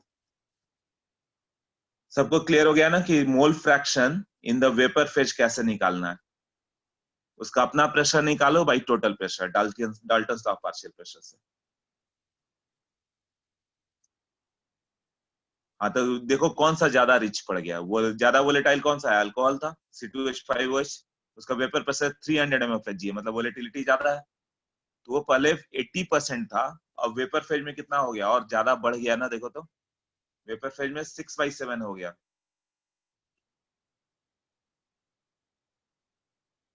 85% हो गया।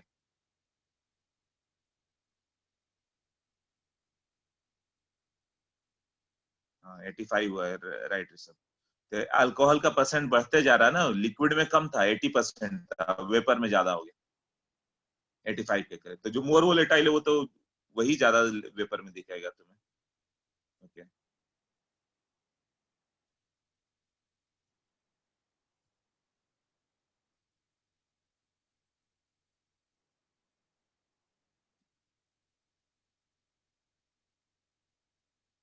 तो इस पे ये वाले भी क्वेश्चन आ जाएंगे अभी तुम लोग को सॉल्व होंगे।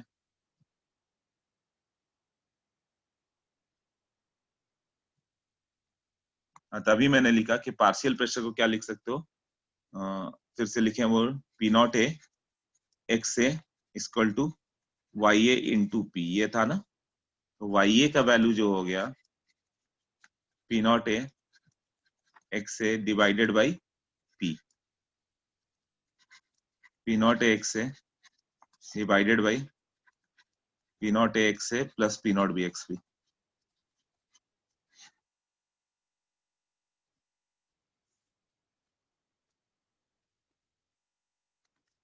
सिमिलरली फॉर बी उसको भी यही लिख सकते हो P not B X B equal to Y B into P now X A plus X B equal to 1। तो ये क्या होगा एक्स ए को हम लोग लिख सकते हैं Y A into P by P not A ये लिख सकते हैं ना एक्स ए कहाँ पे है Y A into P by P not A सबसे ऊपर जो लिखा हुआ first equation P not A X A equal to Y A into P तो एक्स ए का वैल्यू हो गया Y A into P by P not A और एक्स बी भी कितना हो गया Y B into P by P not B equal to 1 1 by P equal to YA by P naught A plus YB by P naught B।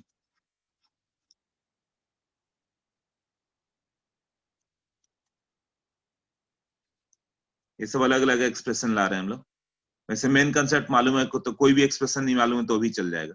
सिर्फ P solution P nought X A plus P not B x भी आता है ना, तो पूरे solution के सारे question derive कर लोगे, सॉल्व हो जाएगा।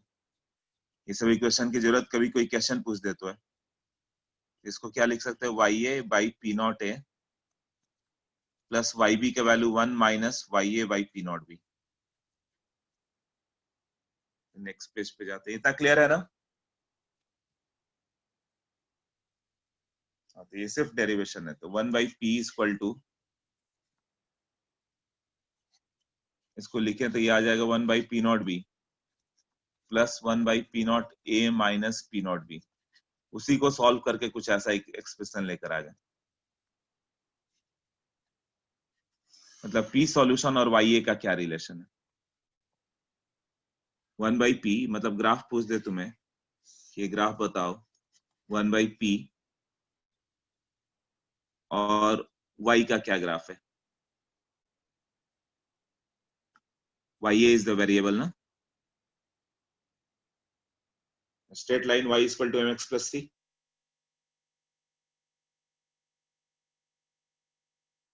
y का वेरिएशन है ना, y equal to mx plus C. C कितना है? इंटरसेप्ट यहाँ पे आ गया 1 बाई पी नॉट बी ना, और ये लाइन के इधर जाएगा,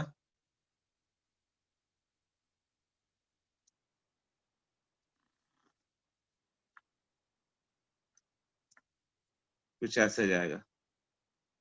और कहीं ना कहीं यहाँ पर क्या था, हम लोगों ने लिखा y का वैल्यू 0 है, और यहाँ y मैक्सिमम 1 पे आ गया। मैक्सिमम 1 कर दोगे y का वैल्यू बढ़ाते बढ़ाते, तो कितना आ जाएगा value? 1 by P not be cancel हो गया, 1 बाई पी नॉट ए बचा।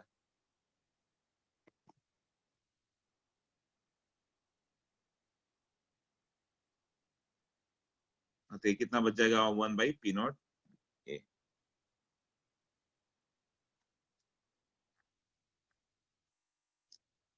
ये कितना बच गया? 1 बाई पी नॉट ए ना। अब कौन सा ज्यादा वोलेटाइल है उस पर स्लोप निगेटिव पॉजिटिव, ऐसा नहीं।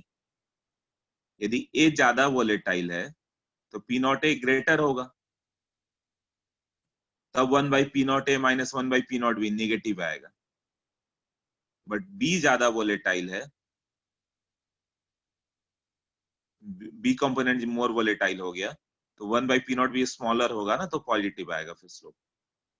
तभी हम लोग ऐसे मान के चल रहे हैं। अभी किसको वोलेटिलिटी ज्यादा लिया? 1 by P not be larger है, 1 by P not a smaller जगह दिखाया हुआ, मतलब पी नॉट ए क्या होगा? स्मॉल होगा, मतलब ए लेस वोलेटाइल है और बी मोर वोलेटाइल है। उल्टा बोल दिया मैंने। ए मोर वोलेटाइल होगा तो 1 बाई पी नॉट ए कम आएगा, और पी नॉट बी का वैल्यू कम है तो 1 बाई पी नॉट बी ज्यादा होगा। हाँ, तो ये पी नॉट बी का अपोजिट हो गया। तो पी नॉट बी बड़ा नहीं है, पी नॉट बी बड़ा होता पी नॉट ए से तो बी ज्यादा वोलेटाइल होता। 1 by P not B greater है than 1 by P not A, मतलब ए इज मोर वोलेटाइल ना। ओके, तो ये स्लोप ऐसे चल जाएगा इसका वैल्यू, और इसमें और भी पॉइंट्स आ जाएंगे। वाई ए का वैल्यू 0 है यहाँ पे, और यहाँ पे क्या हो गया? वाई बी का वैल्यू 1 हो गया, और यहाँ वाई बी का वैल्यू कितना हो गया? 0। ये ऐसा ग्राफ आ जाएगा ना। कांस्टेंट टेम्परेचर की बात कर रहे हैं, मतलब पी नॉट है पी नॉट भी फिक्स रहे, constant temperature.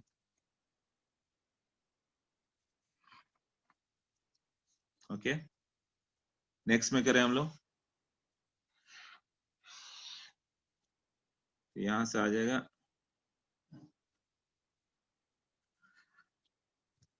P not A और ये होगा पी नॉट बी। तभी क्या हो जाएगा कांस्टेंट टेम्परेचर पे? हाँ, ये ग्राफ ऐसे लिख सकते हो क्या, पी नॉट बी और पी नॉट है क्या?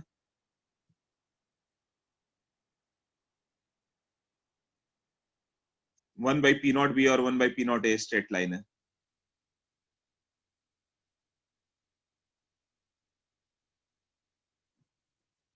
ये पी का ग्राफ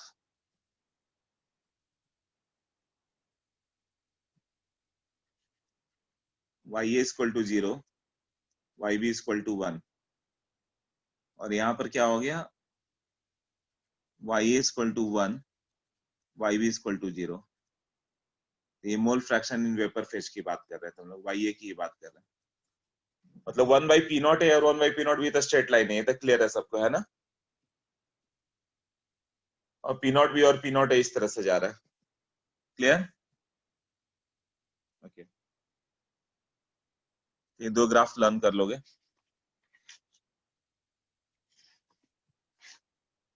यस, पार्टिसिपेंट 45, 9:30 हो गया।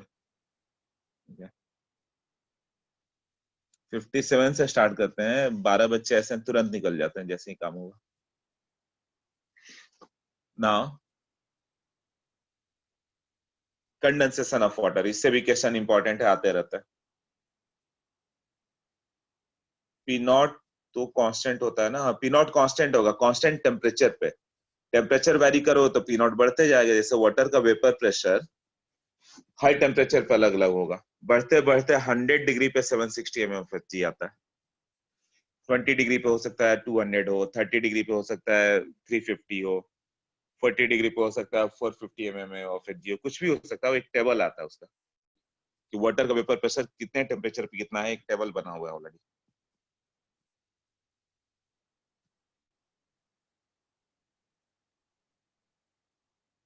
अच्छा, ये बीच वाला तुम बोलो कि ये P not be P not a कैसे बेर हो, पी सॉल्यूशन है, हम लोग पी की बात कर रहे हैं, ये दोनों कर्व में ये जो है पी है। हाँ, तो पी का वैल्यू किसके बीच में होगा, बिटवीन पी नॉट बी और पी नॉट है ना, इसीलिए ग्राफ किसके बीच में है, सेकंड ग्राफ की बात कर रहे हो, तो पी नॉट बी और पी नॉट ए के बीच में आ रहा है।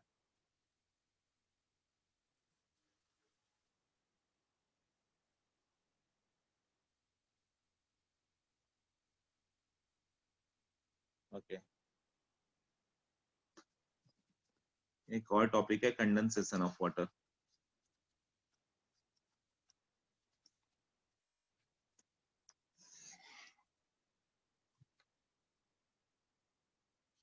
इसमें क्या हो गया, more volatile substance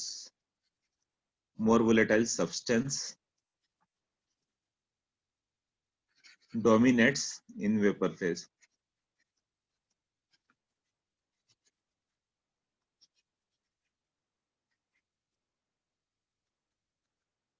A is more volatile, मान लो A is more volatile,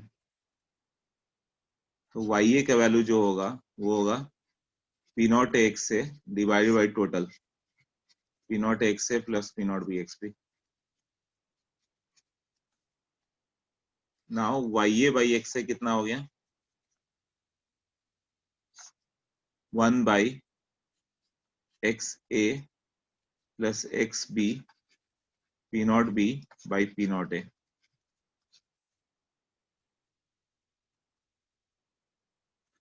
so YA by X से विल बी ग्रेटर देन 1, देख लो।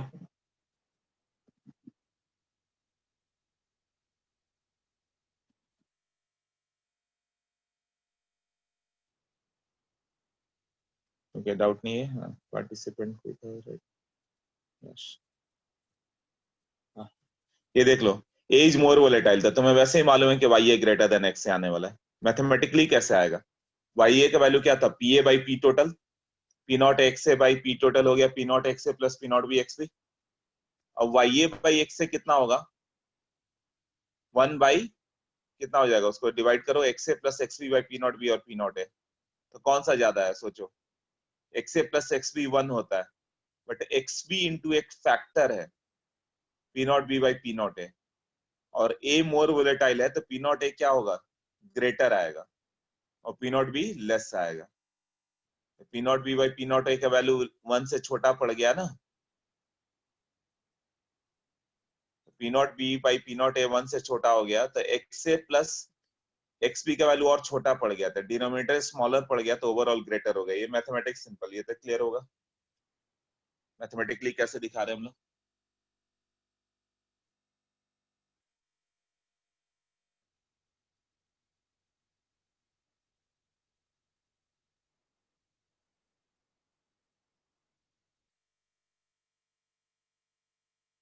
वो 1/xa प्लस एक्स बी होता है। मान लो एक्स ए 0.7 है और एक्स बी 0.3 है, ऐसे मान के चलो। तो एक्स ए तो 0.7 है, बट बाद में फैक्टर क्या हो गया, एक्स बी 0.3 इंटू एक क्वांटिटी आ गई ना यहाँ पे, सोचो ये एक क्वांटिटी आ गई, ये 0.7 और ये मैंने ये बोला 0.7, ये 0.3 है, तो 0.3 इंटू सर्टेन फैक्टर, ये वैल्यू क्या है, this value is less than 1 ना, बिकॉज ए इज मोर वेलेटाइल। अब ये 0.3 इंटू समथिंग जो A1 से छोटा हो गया, तो 0.3 से भी छोटा आ गया ना ये। हाँ, तो नीचे वैल्यू 1/0.9 वगैरह बच गया, तो y x is greater than 1 ना। Okay, next point. नेक्स्ट में जब कंडेंस करेंगे तो ये एक क्वेश्चन आते रहता है कि होगा क्या।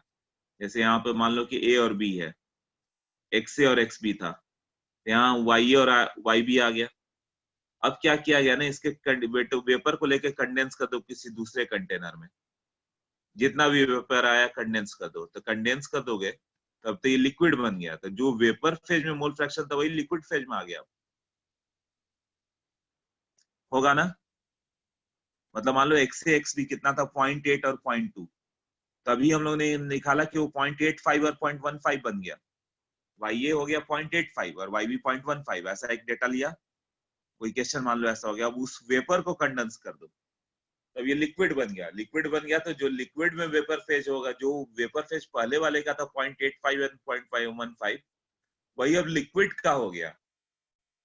लिक्विड में 0.85 और 0.15 हो गया, क्योंकि वेपर वैसे ही कंडेंस कर दिया गया। अब ये इवेपोरेट होगा तो यहाँ पर क्या आएगा, वाई डैश ए और वाई डैश बी आ जाएगा। अब इसको वापस कंडेंस कर दो, इसको कंडेंस करोगे तो क्या होगा, अब ये वेपर में चला गया, Y dash A Y dash B, और यहाँ पे Y double dash A Y double dash B आ गया। ये सब का वैल्यू पूछता है कि 2 बार 3 बार 4 बार कंडेंस किया गया तो क्या आएगा। मतलब कि हुआ क्या कंसेप्ट, यहाँ पे वाई ए वाई बी था, अब जैसे ही कंडेंस करोगे तो ये यहाँ पे आ गया। यही मेन कंसेप्ट है कि एक्स ए 0.8 है, एक्स बी 0.2 है, एक डेटा मान लो सपोज, तो वेपर फेज में आ गया ए का 0.85 और बी का 0.15, तो जो मोर वोलेटाइल उसका परसेंट बढ़ गया 0.85 और 0.15।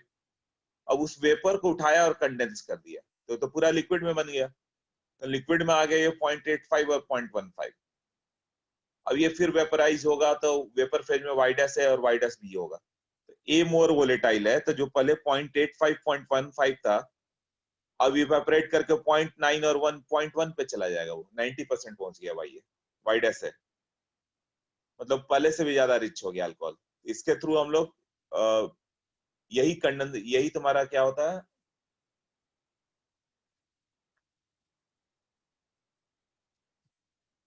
इसको क्या बोलते हैं, रुक जाओ, जिससे दो कंपोनेंट को अलग करते हो अलग अलग टेम्परेचर पे, इस टर्म को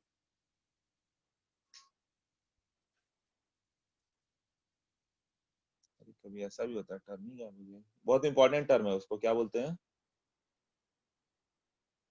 थर्मल हीट करके स्टीम डिस्टिलेशन है, राइट, डिस्टिलेशन होता है, छोटा टर्म भी मैं भूल गया था, फ्रैक्शनल डिस्टिलेशन, करेक्ट। तो उससे परसेंट बढ़ते जा रहा है ना, वाई ए वाई बी। अब क्या कर दिया गया कि फिर उसको वेपराइज कर दो, तो क्या बन जाएगा, वाई डैश है वाई डैश बी।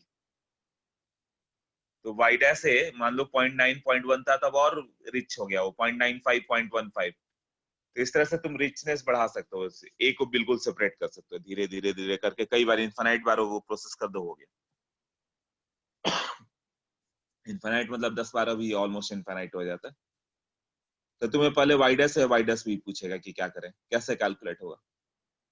तो अब वही मैंने बोला कि मेन कंसेप्ट मालूम है तो तुम बता दोगे, वाई डैश से वाई डैश भी कितना होगा, देखो वाई ए कितना आया था, इसका अपना pressure P not A X A by total, P nought X A plus P not B X B, यही हुआ ना।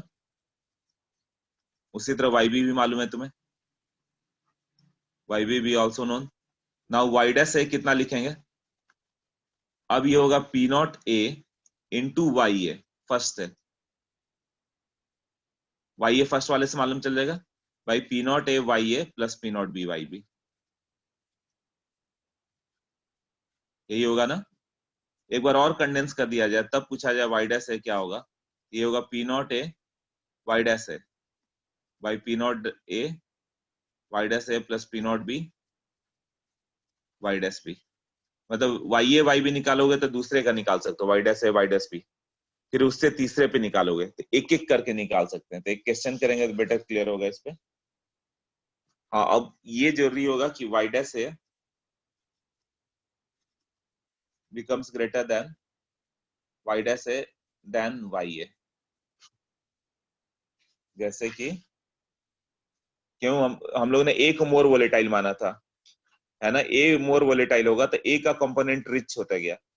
तो वाई ए यदि 0.8 था तो वाई डैश ए 0.85, वाई डबल डैश ए 0.88, इस तरह से बढ़ते जाएगा, वाई ट्रिपल डैश ए 0.92, ए रिच होता चला जाएगा। और प्रेशर की भी बात करें तो हर जगह प्रेशर अलग अलग होगा। पहले में प्रेशर P2 P1 P ऐसे लिख सकते हैं। यहाँ पे प्रेशर हम लोगों ने लिया सबसे ऊपर में P, यहाँ पे ले लिया P1 और यहाँ पे ले लिया P2। तो P2 में प्रेशर ग्रेटर होगा देन P1 P। अब एक क्वेश्चन समझो, इससे ज्यादा क्लियर हो जाएगा।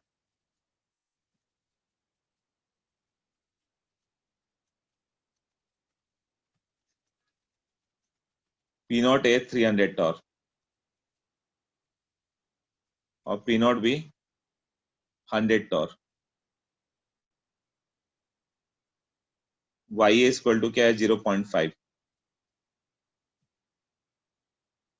तो P P1 P2 बताओ, P क्या था, P1 क्या था, P2 क्या था।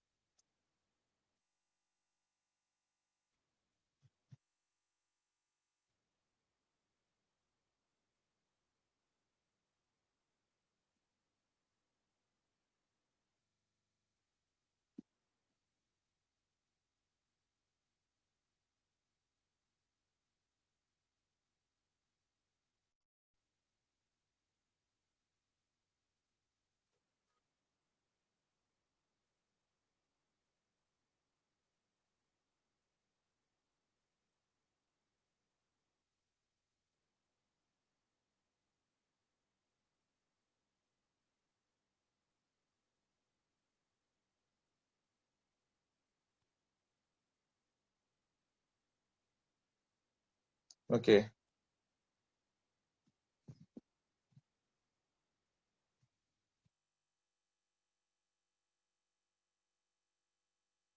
अरे मैं तो वेट कर रहा था तुम लोग का आंसर आएगा, बट बिना केवल P not a P not भी दिया हुआ था, एक वाई ए का वैल्यू 0.5 देना था, उसके बिना कैसे करोगे।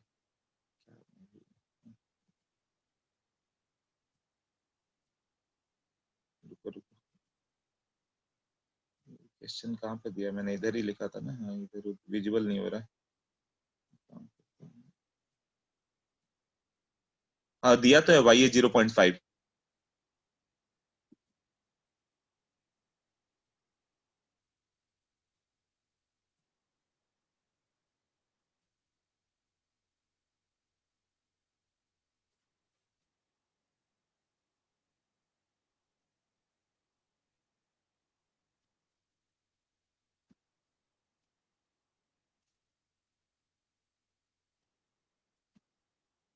हाँ दूसरा वाई 0.5 है तो वाई भी 0.5 होगा, करेक्ट।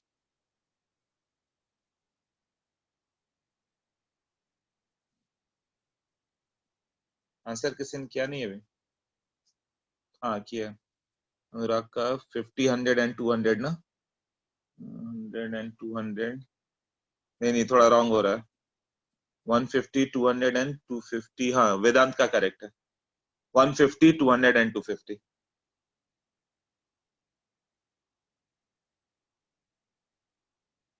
150, 200 एंड 250। यस वेदांत, तुम्हारा राइट है।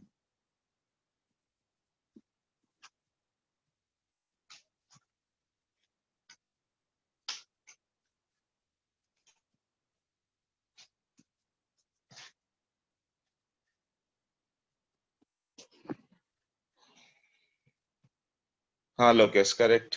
विपुल ओके। तभी कुछ लोग का आंसर आ गए।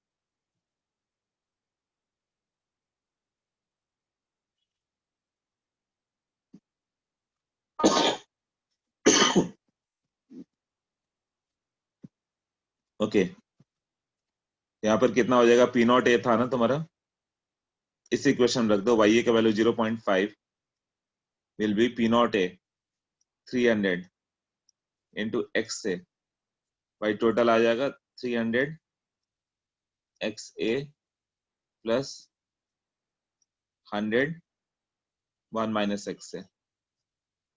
ऐसे तुम एक्स से भी निकाल सकते हो, एक्स भी निकाल सकते हो। फिर सारा डिकोड हो जाएगा, पी ए आ जाएगा, पी बी आ जाएगा, या पी सॉल्यूशन डायरेक्ट ले लो, P not A X A plus P not B X B. और भी मेथड हो सकते हैं, जैसे सॉल्व करो वैसे आ जाएगा। ये आ जाएगा पी सॉल्यूशन। और वाई डैश ए का वैल्यू कितना हो जाएगा यहाँ पे? ये तो डायरेक्ट कोलोकेशन हो गया, ये हो गया 200 इंटू इसका वैल्यू कितना था? ये 300 था ना, 300 इंटू 0.5। इसका भी हो गया 300 इंटू 0.5 प्लस 100 इंटू 0.5, ऐसे ही होगा ना। तो वाई डैश से निकालना हो तो डायरेक्ट निकाल सकते हो कितना होगा। और P1 कितना होगा? P1 का जो वैल्यू हो गया P not A Y A plus P not B Y B, ये तो डायरेक्ट दिया हुआ है। ये हो जाएगा 300 इंटू 0.5 प्लस 100 इंटू 0.5, ये हो जाएगा 200।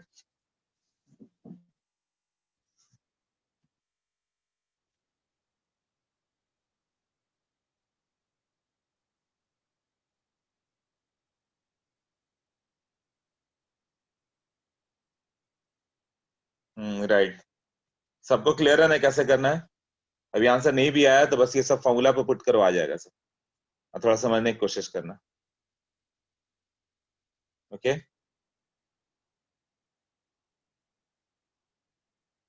तो इस पे क्वेश्चन सॉल्व करना जरूरी होगा। और कंटिन्यू करो हाफ एन आवर, कि बाद में एक्स्ट्रा लेक्चर रखना है? एक्स्ट्रा लेक्चर रखना ही पड़ेगा, सैटरडे को एक्स्ट्रा लेक्चर। हाँ ठीक है, 2-2 घंटे ठीक है।